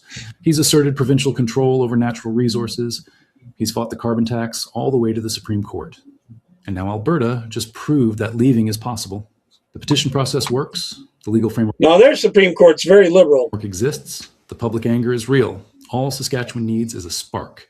Alberta's referendum is that spark. Within 6 months of Alberta's exit, Saskatchewan's independence movement goes mainstream. 45% support separation in early polling. Not a majority yet, but momentum matters more than margins. And if Saskatchewan goes, what holds British Columbia together? Vancouver is liberal, urban, connected to Asian markets. The interior is conservative, rural, connected to Alberta. These two regions have been arguing about separation from each other for decades. If Alberta and Saskatchewan are both gone, northern BC has no reason to stay attached to Vancouver. The Peace River region, the Okanagan, the resource-rich interior, they'll start asking questions Ottawa cannot answer. One province leaving is a crisis. 2 provinces leaving is a catastrophe. 3 regions fragmenting is the end of Canada as a unified nation. Next, I'll show you exactly how this domino effect unfolds. Which provinces follow Alberta out the door, which provinces are left holding the debt, and what the map of North America looks like when the collapse is complete. Because this isn't about one referendum anymore. This is about a country discovering that the thing holding it together was never shared values. It was Alberta's money. And in 75 days, that money might be gone forever. So Alberta is gone. The referendum passed. The separation is happening. Now let me show you what comes next. Because what I'm about to describe isn't speculation.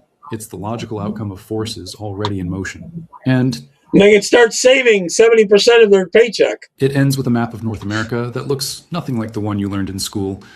The morning after Alberta's referendum, every premier in Western Canada holds an emergency meeting with their staff. They're all asking the same question. Are we next? In Saskatchewan, Premier Scott Moe watches the results come in. He congratulates Alberta publicly. He says Saskatchewan respects their democratic choice. He says nothing about what Saskatchewan will do, but everyone knows what's coming. Saskatchewan has the same grievances, the same resources, the same resentment of Ottawa, the same feeling that they send billions east and get nothing but lectures in return. I'll tell you exactly what Saskatchewan does in my next video, because that story deserves its own deep dive. But understand this, the pressure starts building the moment Alberta's results are certified. Saskatchewan is watching, and they're taking notes. For now, let's focus on what happens to the Canada that remains, because the damage starts immediately. British Columbia cracks first. BC isn't like other provinces. I've been watching a lot of the shows like The Fringe and all that up there, and other ones, this Fraser guy and everything. It really looks like Alberta's leaving one way or another. Provinces. It's 2 completely different regions forced to share a government. And Alberta's exit exposes that fracture in ways that can't be repaired. Coastal BC is urban, liberal, environmentalist. Vancouver, Victoria, the Lower Mainland. These areas vote with Toronto and Montreal. They oppose pipelines. They support carbon taxes. They celebrated when Ottawa blocked Alberta's energy projects. Interior BC. Oh, I forgot they got a huge carbon tax up there too, besides taking their guns. Plus, Maids is pushed on the coast and over in the eastern part.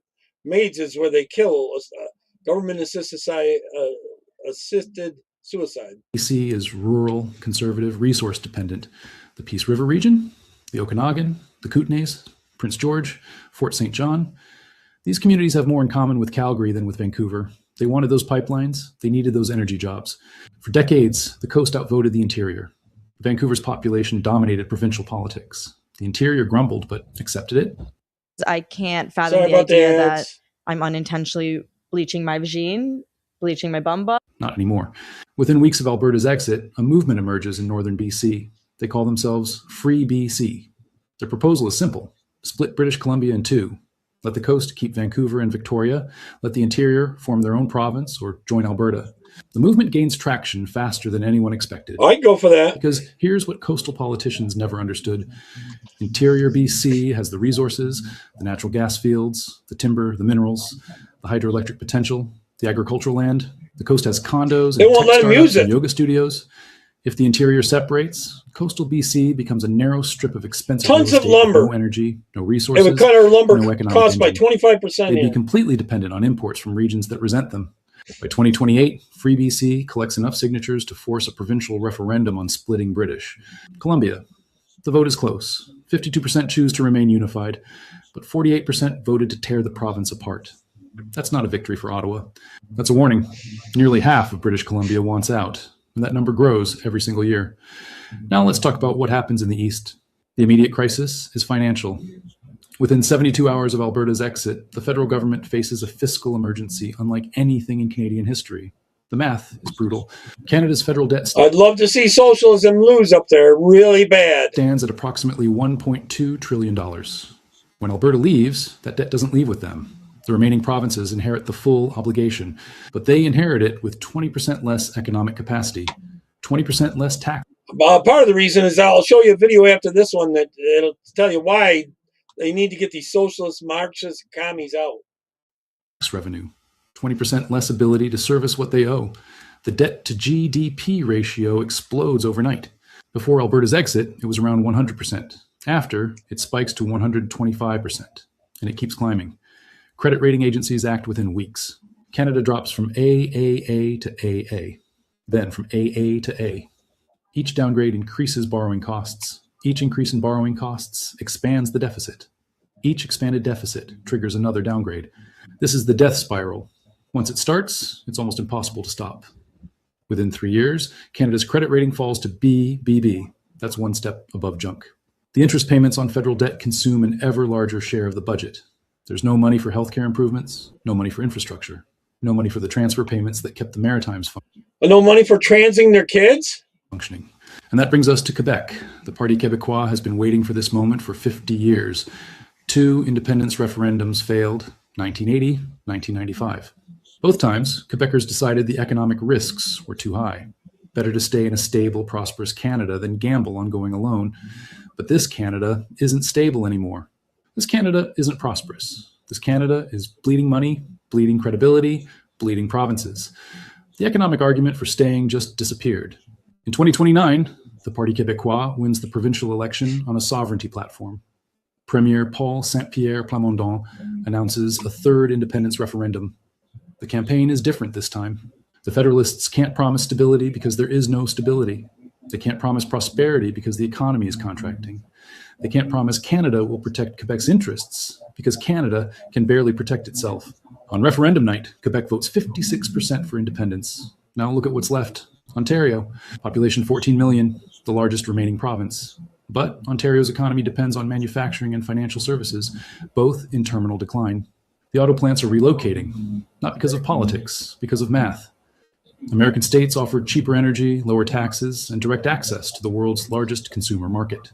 Why would any manufacturer stay in Ontario when they can move to Michigan or Ohio and cut costs by 30%? The banks are struggling too. A collapsing currency means deposits fleeing to safer havens. A contracting economy means fewer loans, fewer mortgages, fewer fees. Bay Street isn't dying, but it's shrinking, and shrinking fast.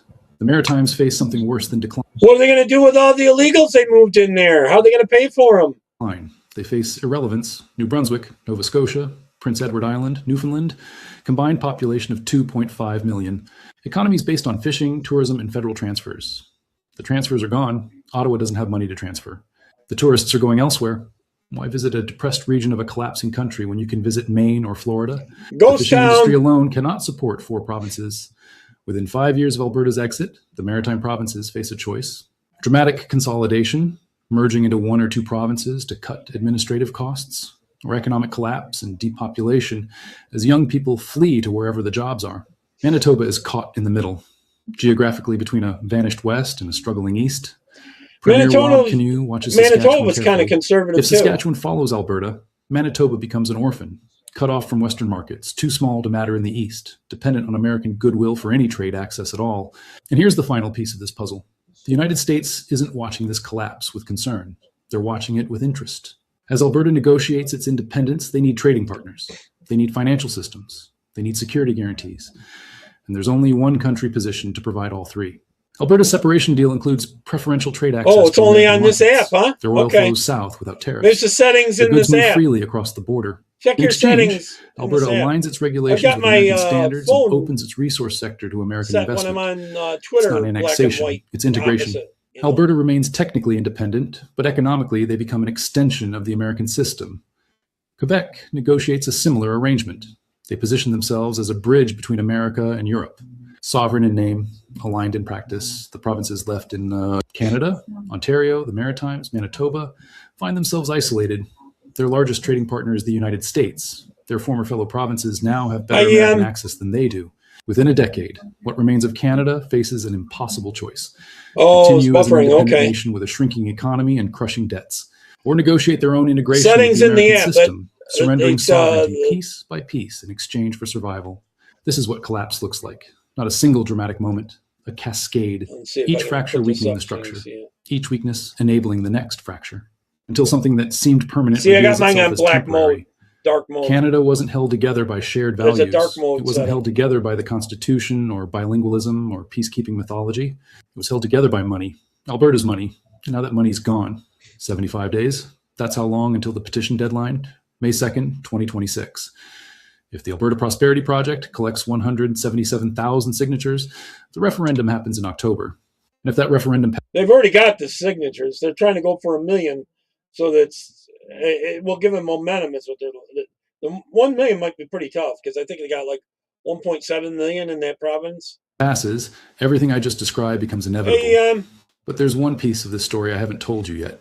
One province that's been watching from the sidelines, the one with the potash, the uranium, the oil, and every reason to follow Alberta out the door. Saskatchewan, they're next, and that story is coming soon. they're already looking to have signs. If you're paying No, sorry about all the ads. I'm going to get rid of that page.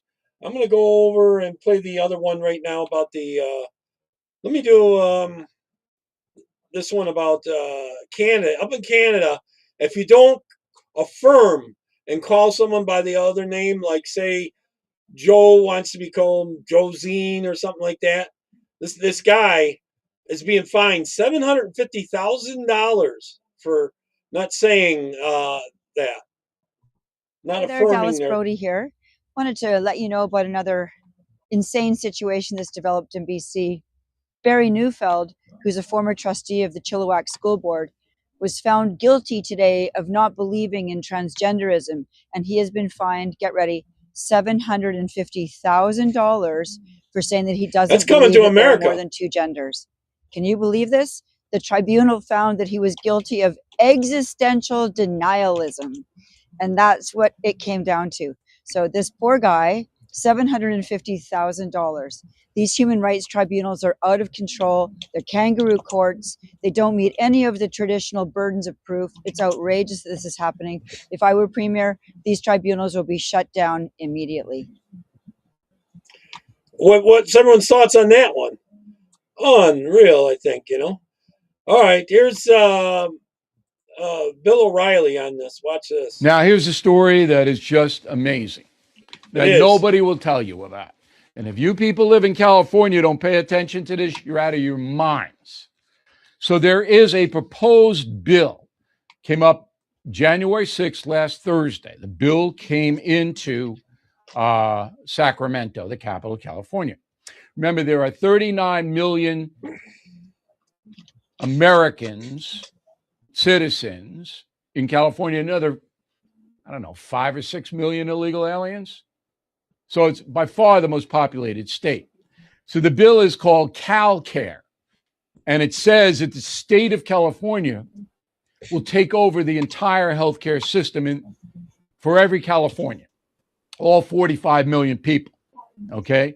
It's going to be a single payer, which means that your taxes are paid to Sacramento. And in return, you will get, ready? 24-hour emergency services, prescription drugs. All right, medical devices, mental health care. Yeah, John, really. They definitely need to get them out. Reproductive, maternity, and newborn care. $750,000. That means babysitters and dentist stuff. All right, oral health, all paid for by Sacramento. And yeah, we're going to pay for all the illegals in California. You, the citizen of California, you don't have to pay premiums. I guarantee you there'll be some fake things that'll be collecting from the whole system, of fake procedures that aren't even done. Co-payments, deductibles, or anything. It was all free. But it's not free. So in order to pay for this, and California can't pay for it in the present structure, they have to raise taxes on everybody earning over a certain amount of money, say 80,000, and all companies and corporations. And they have to raise taxes big. And that well runs dry pretty quick. But even then, they'd never come close to covering the cost. So they're going to have to seize private property. Bingo! That's their goal. Seize all private property. That's what socialists want. They don't even want you to own your own toothbrush. It's going to be government issued. In order to institute CalCare. And that's what this is all about. It's a socialist play to seize the property of Californians. Because if California can't pay for CalCare and it passes it, then its bond status goes to junk. Nobody will invest in the state. They'll get no money from anyone. And the whole state will go into bankruptcy. The only way you can fund this is to seize private property. Now, what do I mean by that? So say you have a $6 million home in California, which is not an astronomical price out there. Well, you would be taxed on the value of that home, not only locally for property taxes, which are capped. There'd be a state tax. Maybe it's 5%, maybe it's 3%, whatever it may be, every year. So in order to live in that house, you'd have to pay a hefty amount of your money to Sacramento. Not only that, if you have stocks in your portfolio, including retirement accounts and college accounts, the value of those stocks, even though you didn't sell them, would be taxed, just like your home. Right to Sacramento. Yeah, John, or Mark, they will be happy, the ones in power, and you'll own nothing. That's what they want. That's socialism. The government controls the entire medical industry and takes your private property. They'd have to. That was their goal from the start, Obamacare. They will. So if you live in but you got to get all the illegals on this system too, so that they can outvote you. California now, and you have a good job and a nice home, Sacramento wants a piece of that for this CalCare. Now, why will it pass? And they want to get rid of Christianity. They're desperate to do that. Because most people out of the 45 million, remember, illegal aliens will get all this. All of it. Okay? Most people don't have a $6 million home or an $80,000 job. So they won't get taxed. And that's the majority of people. But this will destroy the financial infrastructure of the state, and you'll have a socialistic state. And believe me, New York, Illinois, Massachusetts, Oregon, Washington State, they'll follow. If this goes through, they'll follow the same blueprint. Bill O'Reilly is back on TV and only. They totally will. Today, the United States Department of Justice Civil Rights Division is announcing a motion to intervene in an important lawsuit challenging Los Angeles Unified School District's illegal race-based classifications of students and their communities. In Los Angeles, the amount of funding that a particular school gets and or admissions to important magnet schools that provide opportunities for students rises and falls according to the race of the students and the communities that they live in. In other words, Los Angeles classifies school districts and the areas within them as Anglo or non-Anglo. And depending on that classification, it can really affect the type of funding and education that you're entitled to. This is clearly illegal. And in 2026, we no longer stand for these types of illegal and pernicious race-based classifications. So we look forward to being part of this lawsuit and to helping to vindicate the rights of all young people in the Los Angeles Unified School District and to provide them with the equal opportunity guaranteed by law. Stay tuned for further developments in this case. Can you imagine if these communies, if they ever get full control, we'll be jailed. How you doing today, hon? A little humor. Good. Yeah, I'm here to red pop on my food stamps. Hell yeah, hon, my pocketbook's been on life support lately. Right. My income just put down unstable like my life. Right. Now, I ain't saying I'm broke or anything, hon, but I just had to put oodles and noodles on my... Look at her shirt. My wife beats me. Klarna account. Right. My kid's at home eating King Vitamin with tap water. Right. Yeah. I brought all my bills, my Social Security card, my birth certificate, all my income, everything, my last shred of dignity. Is that all y'all need? Okay. I tell you what, if y'all deny me again, I'll have to put it in somebody else's name. Right, I got cousins that'll lie for me for $5. Sir, see, that's how they do it. In gas. Hun, every time I see you up here, you got a new baby that's crying. My shirt, don't worry about my shirt. It came from your damn boyfriend last night. Right, you know what's taking so long, hun? I'm just trying to feed my youngins this month without having to sell plasma again. I got it approved. Oh, hell yeah, hun, how much? $19. Now, what the hell am I going to do with $19? Buy a grape? That's why so many people got to lie on these applications. Right, y'all ain't handing out food stamps, you're handing out food snacks. I'm sure if you're illegal, you'd get the money. I tell you what, hon, go ahead and keep that. I'm going to go up here to the food line and lick the pictures out the ad. Right. Lick the pictures out of it. Oh, that's funny. Okay. All right. I guess should I go for the polling nightmare? I guess I'm going to go for the trap, or the tariff trap. What's up, ladies and gentlemen? Nick Moseder here, and everybody's dooming and blackpilling. He broke this down today, and I thought it was pretty good. I was worried about it too, because he's using it as a weapon against some of these countries to get them to do what they should be doing. Like, how can we reciprocate, when they're tariffing us, when our goods go into their countries and stuff like that? So I think this is important, very important. Panicking over the Supreme Court's decision to strike down Trump's tariff authority under the International Economic Emergency Powers Act, also known as IEEPA. And ladies and gentlemen, Vegas, probably. You guys got to chill. Okay, Then this is they'll vote not Democrat as big again. of a deal as people are making it out to be. I'm sorry, but excuse me, pardon my French. Everyone calm your tits. It's going to be okay. Let me explain to you guys why this is not a brick wall to the America First Trump agenda. Why this is not going to allow China to eat our lunch. Why this is not going to negatively impact the American manufacturing industry or any of the above. Ladies and gentlemen, this is nothing but a talking point. This is cannon fodder for the left and the media to say that Trump executed his tariff authority unconstitutionally and he got struck down by his own Supreme Court justices. It's going to take up the news cycle for a day or two, and then everybody's going to move on. Apart from that, there's really not a huge impact here. Well, he is using it to put tariffs on anyone who's helping out Iran.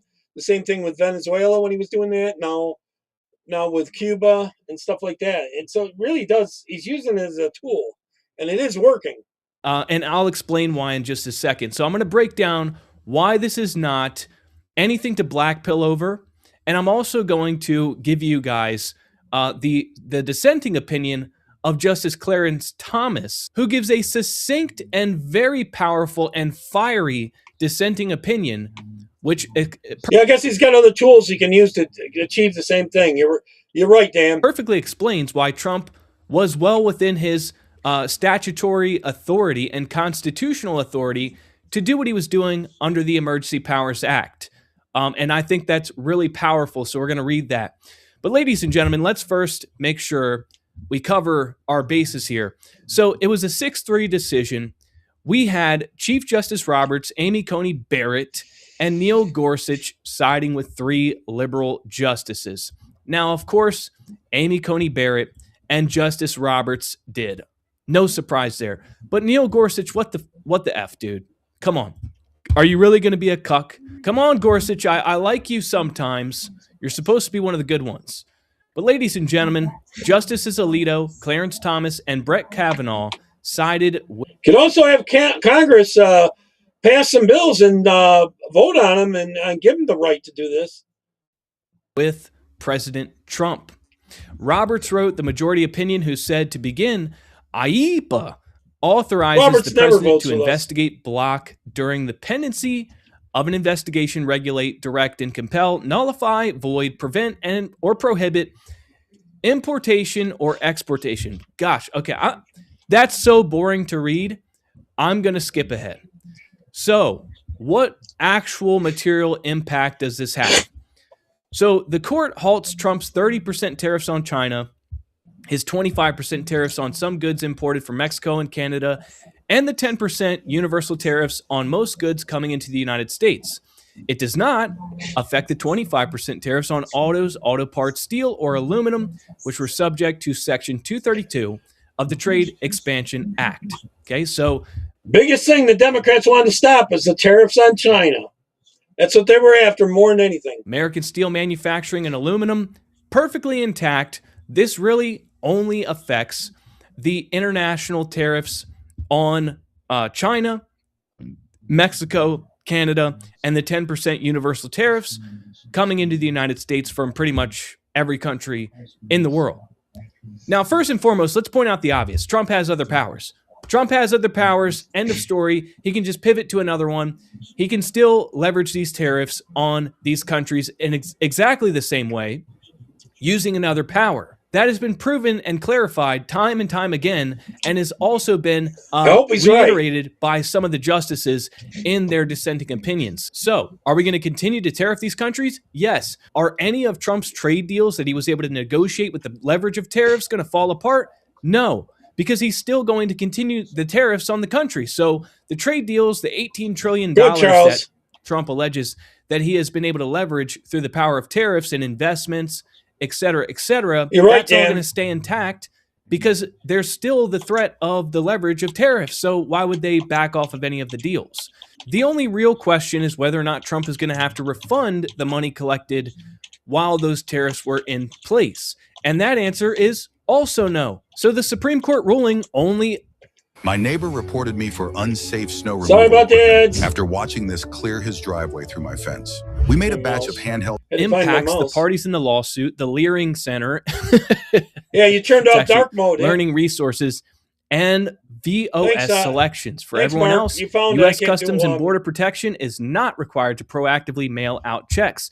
To get a dime back, every individual importer has to file a Section 1514 protest, which is a slow administrative process that can take years. Bottom line is, of the money that was already collected, and we're only looking at a single fiscal year that those tariffs were intact, we're talking about you got to come and sue us for it, and it's going to take forever. And most of that, we're saying $175 billion collected, will stay in the U.S. Treasury indefinitely. And if there is a successful protest and some of that money has to be returned, keep in mind that a lot of the companies, a meaningful chunk of that money would be refunded to U.S.-based companies that offshore production. So they are U.S. companies that manufacture the products overseas, a lot of the money would go out of the country to the United States. And so we would be refunding that money to U.S. companies, and that could actually positively impact the U.S. economy. Now, again, we already talked about the fact that Trump has numerous powers that he can pivot to. He's also been using it as a tool to get things done, and that he needs in terms of dealing with some of these countries that are commies. Clearly laid out by Justice Kavanaugh in his dissenting opinion. Some of these leaders that have TDS. And finally, I just want to read Justice Thomas's dissenting opinion, because he clearly points out the fact that Trump did not do anything illegal or unconstitutional and does have the power under the IEEPA to tariff imports of foreign goods from various countries. There was nothing illegal or unconstitutional done, and he lays it out clearly right here in a single paragraph. So, Justice Thomas said, acting pursuant to his statutory authority to regulate importation under the 1977 IEEPA, the president has imposed tariffs on imports of foreign goods from various countries. The tariffs have generated vigorous policy debates. Those policy debates are not for the federal judiciary to resolve. Rather, the judiciary's more limited role is to neutrally interpret and apply the law. The sole legal question here is whether, under IEEPA, tariffs are a means to regulate importation. Statutory text, history, and precedent demonstrate that the answer is clearly yes. Like quotas and embargoes, tariffs are a traditional and common bring more of their manufacturing back to America? Tool to regulate importation. Boom. So this whole notion that the tariffs are a form of tax, which is an act of Congress, et cetera, et cetera. Well, if they're a tax, then why aren't they called a tax? They're called tariffs because it's a regulation on imports, which is a power clearly delegated in part. Was it 1919 or something like that is when they started doing income taxes to get rid of the tariffs?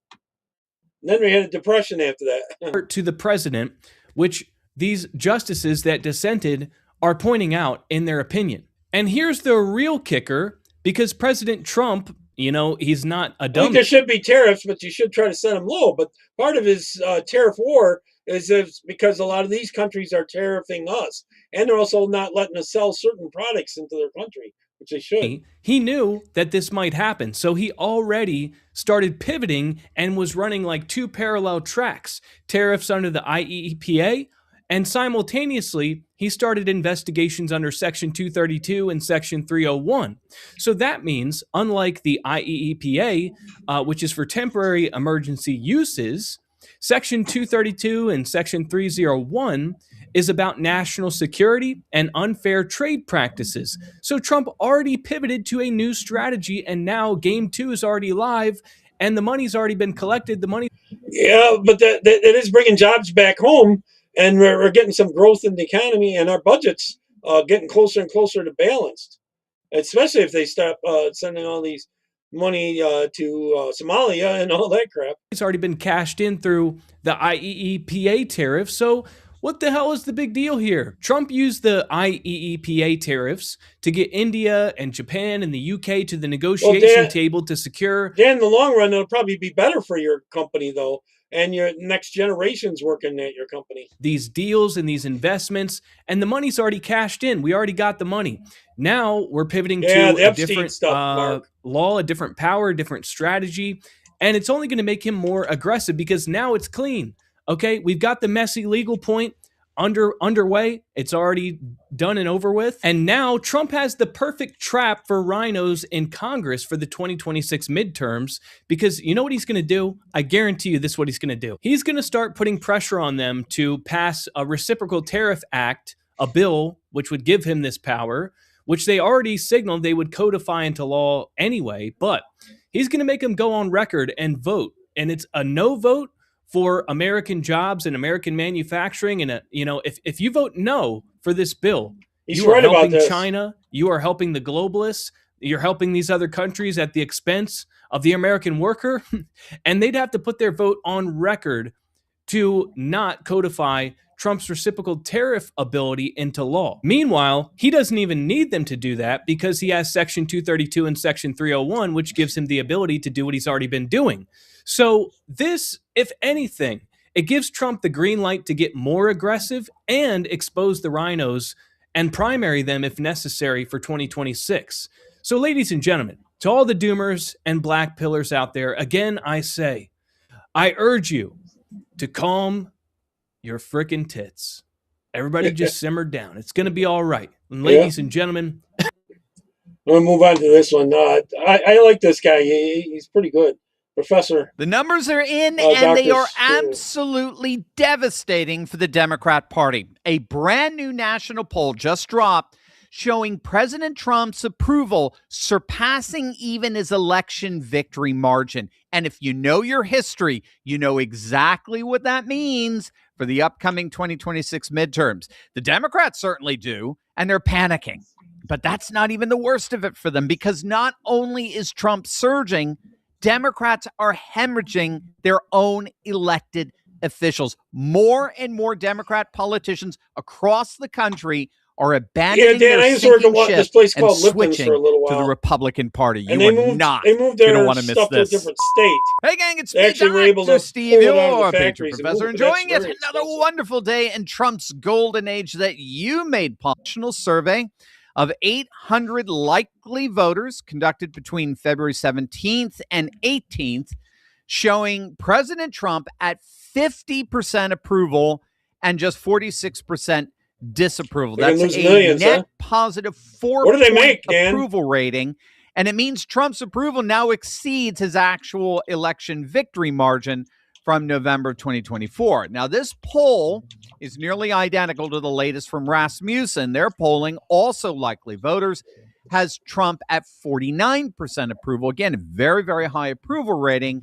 after a year in his presidency. Now, here's why this number is so historically significant. If you look at the data going back to 1946, so that's 20 midterm elections over 80 years, the pattern is unmistakable. Rabbit hole goes on forever. His approval rating is at or above 50% heading into the midterms, his party either gains seats or at the very least holds to learn it all to the bare hard minimum. Candy, So let me give you the highlights there. In 1960, why can't that be made here? I don't understand. I mean, it takes sugar and a few other things. JFK was at 61% approval. The Democrats lost only 4 House seats and actually gained 3 Senate seats. In 1998, Bill Clinton was at 65% approval. The Democrats gained 5 House seats. And in 2002, George W. Bush was at 67% approval after 9/11. Republicans gained 8 House seats and 2 Senate seats. So those are the only 2 times in 80 years, 3 years that a president's party actually gained seats at the midterm. And in both cases, approval was well above 50%. Now, given the radical polarization that's beset our nation over the last decade, it's nearly impossible for a president of any party to reach 60%. The left is really motivated to get out there with the TDS, so we definitely have to get our people out. Approval rating today, but the pattern is pretty clear. Hit that magic 50%, and your party is going to crush it in the midterms. At the very least, it's going to hold its losses to their bare minimum. The president's job approval rating really is one of the strongest, most accurately predictive indicators for how the midterms play out. So the bottom line is clear. If Trump can sustain that 50% number, and I believe he will, especially with the economy beginning to take off, the historical data says Republicans are in for a very strong showing and may even possibly expand their majority in 2026. That's the Democrats' worst nightmare. And it's not just the top line approval that's killing the Democrats. It's the issue by issue breakdown. Now, we talked yesterday about the latest Morning Consult poll that just dropped. Remember, Morning Consult polls are notoriously left-wing. But take a look at these numbers. When voters are asked which party they trust more to handle the biggest and most important issues. Look at the 2 biggest issues for the left: abortion and LGBTQ. And the healthcare is kind of up there. Facing this country, Republicans dominate across the board on the things that matter most to everyday Americans. So national security, it's Republicans up by 10. Immigration, Republicans by 8. The national debt, it's not higher on taxes, immigration. all Republican by 5. Foreign policy, Republican by 4. And the economy, again, the single most important issue. And we can virtually improve on every that economy midterm elections, Republicans leading by 1. And again, I think that lead's going to continue to grow as the economy continues to take off. National security, immigration, the economy, debt, trade, taxes, those are the issues that decide elections, especially midterms, when the party that owns the top of mind issues ends up doing the best. And make no mistake, for Democrats who've been hoping beyond hope for a blue wave coming in 2026, I mean, this latest Morning Consult poll is a nightmare. This is absolutely devastating for the left. It makes crystal clear that voters want secure borders, they want a strong economy, they want safe streets, they want law and order. On every one of those key kitchen table bread and butter issues, they trust Republicans overwhelmingly more so than Democrats. And so is it any wonder that there are generic ballot polls showing that the Republicans are actually ahead of the Democrats going into the midterms? Case in point, this is the latest from RMG. RMG was one of the better pollsters in 2024. I mean, look at this. The Republicans are actually leading Democrats by 2 points. 47 to 45. I mean, it's a literal nightmare scenario for the Democrats. It'll be turnout. We got to get the turnout. And the TIP poll, TIPP, they have the Democrats up by only 3. That's nowhere near good enough for them to make substantial national gains. They need to be up at least 6 or 7 nationally for them to have a chance at anything substantial in the midterms. Lose 45 pounds. Sorry and about look like that. a different man this spring. On Monday, February 23rd, we start. But here's the thing. These numbers are not just theoretical. They're actually playing out in real time right now on the ground across the country, because elected Democrats are now abandoning their own party at a rate we haven't seen in years. Wait until you see this.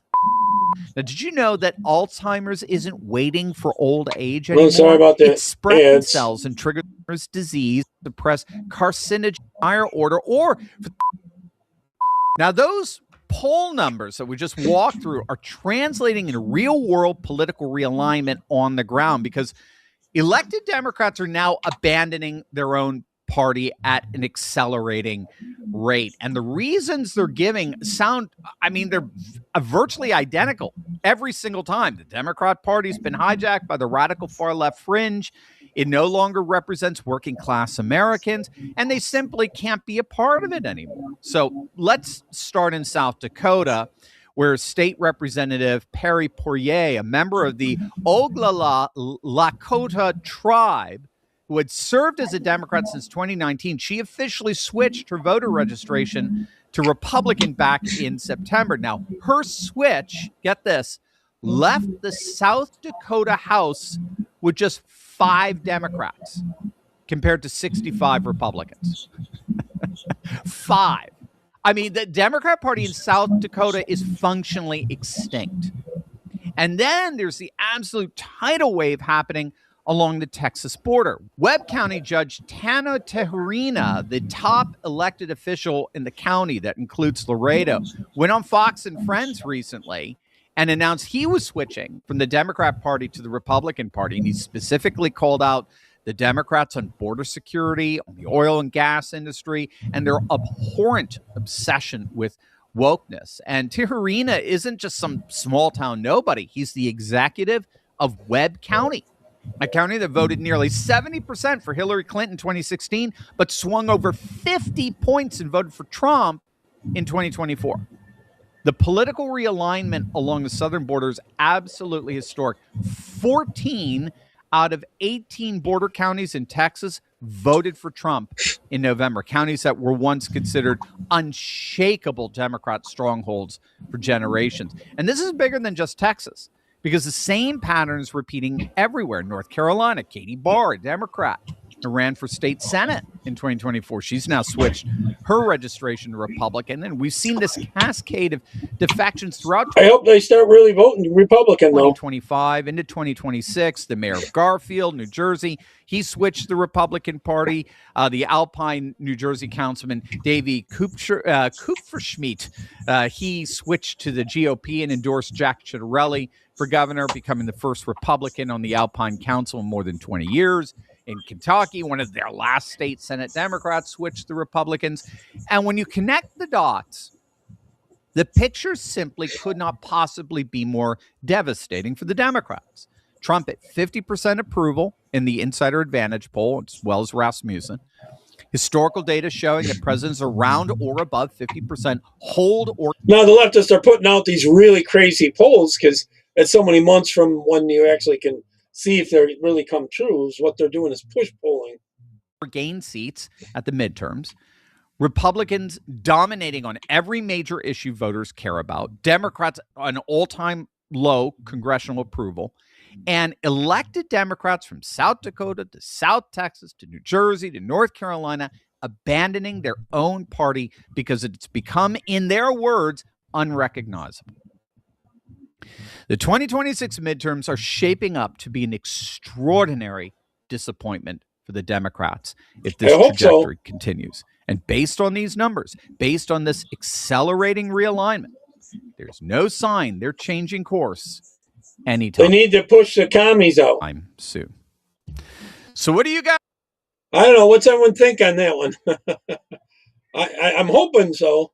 Anyways, you know, all the doom and gloom on the media, you wouldn't think it was that way. Can someone who knows more than me help me out with this one? So I've been using usaspending.gov to look into the USAID spending over the last 4 years. because cracking open the USAID scandal changes the game. It is the story right now. And Americans are learning about all kinds of crazy government programs that we've been funding. But we're also learning about all kinds of organizations and NGOs and nonprofits that we didn't know we didn't even know existed. Okay, disregard the filter that TikTok just put on me for the last like 10 clips.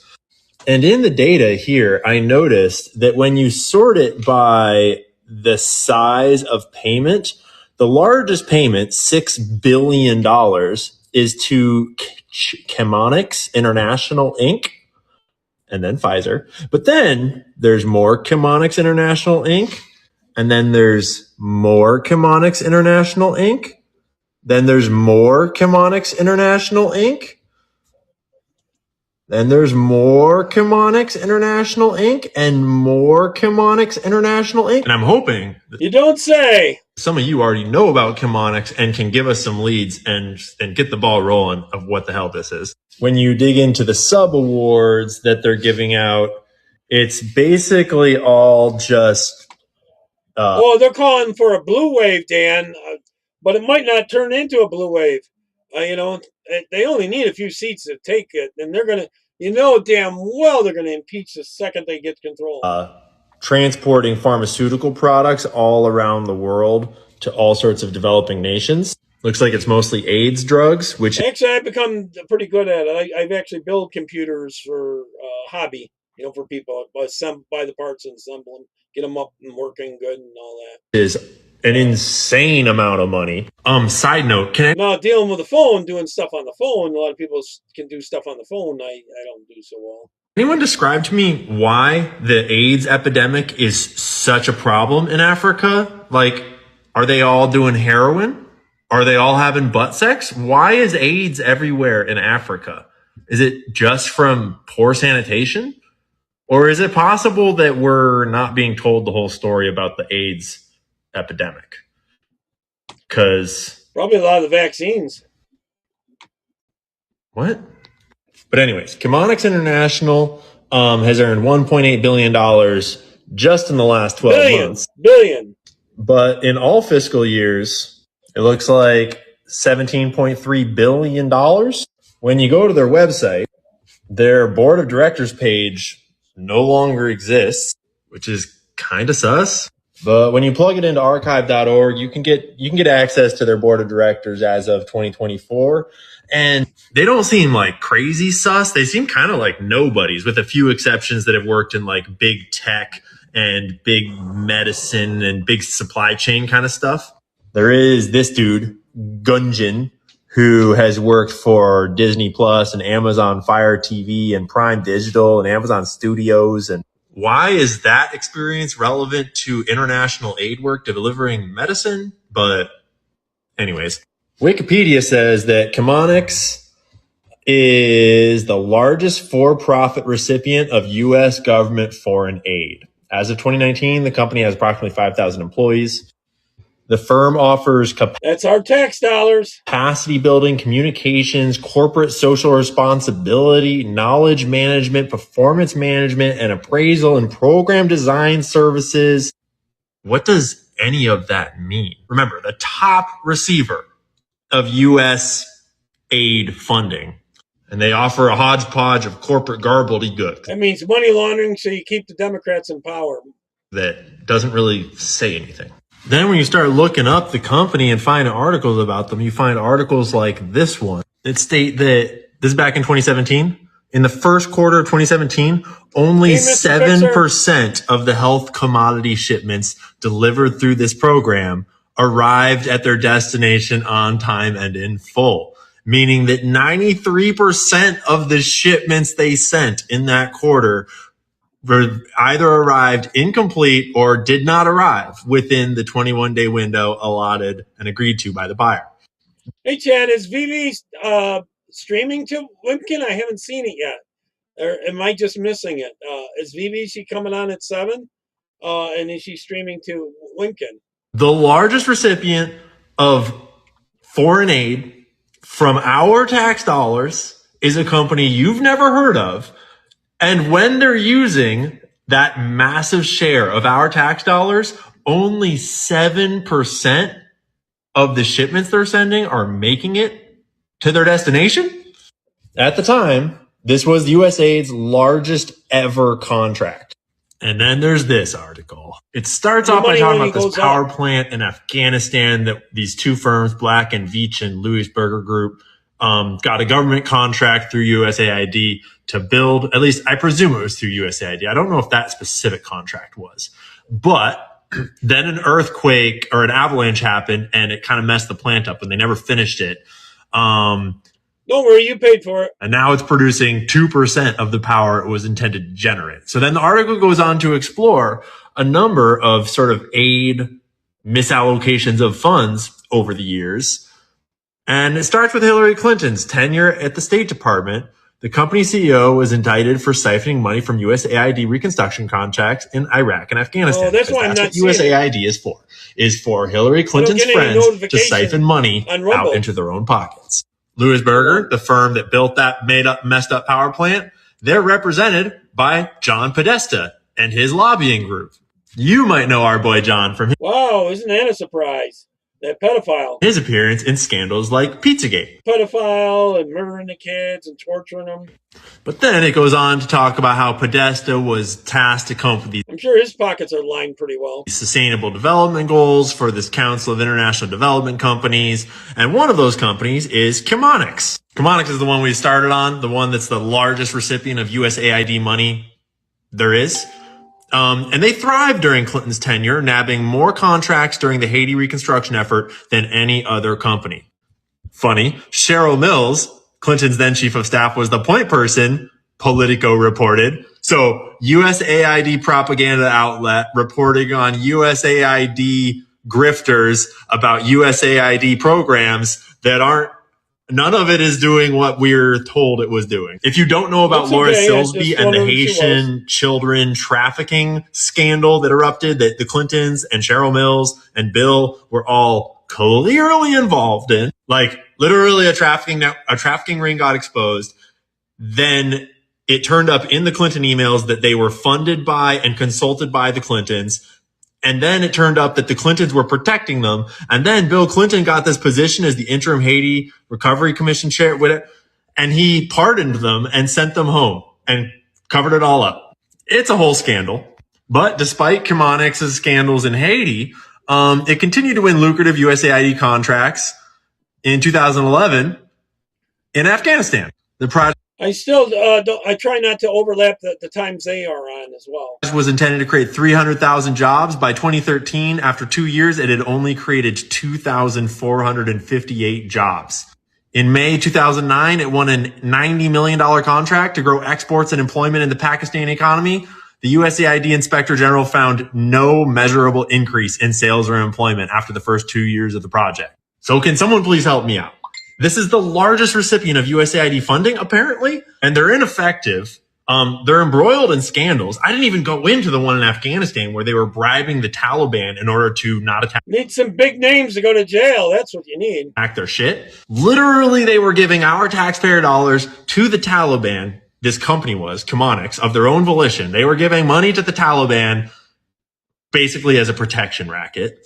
And I know it's not as funny as like trans operas, but every direction you look in this USAID scandal, you're finding wasted money, crime, cover-ups, intelligence networks, bureaucracy, grifting. It's so fucked up.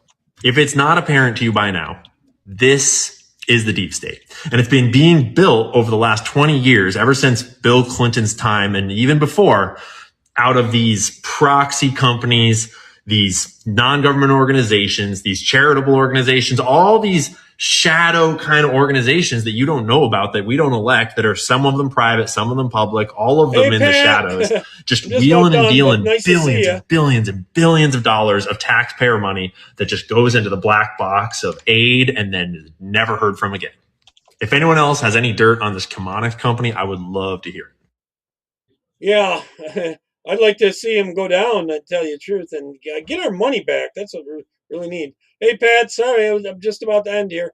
All right, so I should be on tomorrow at 6 p.m., and I think Sunday I'm probably going to do at least half the show about Jada Francine. All right.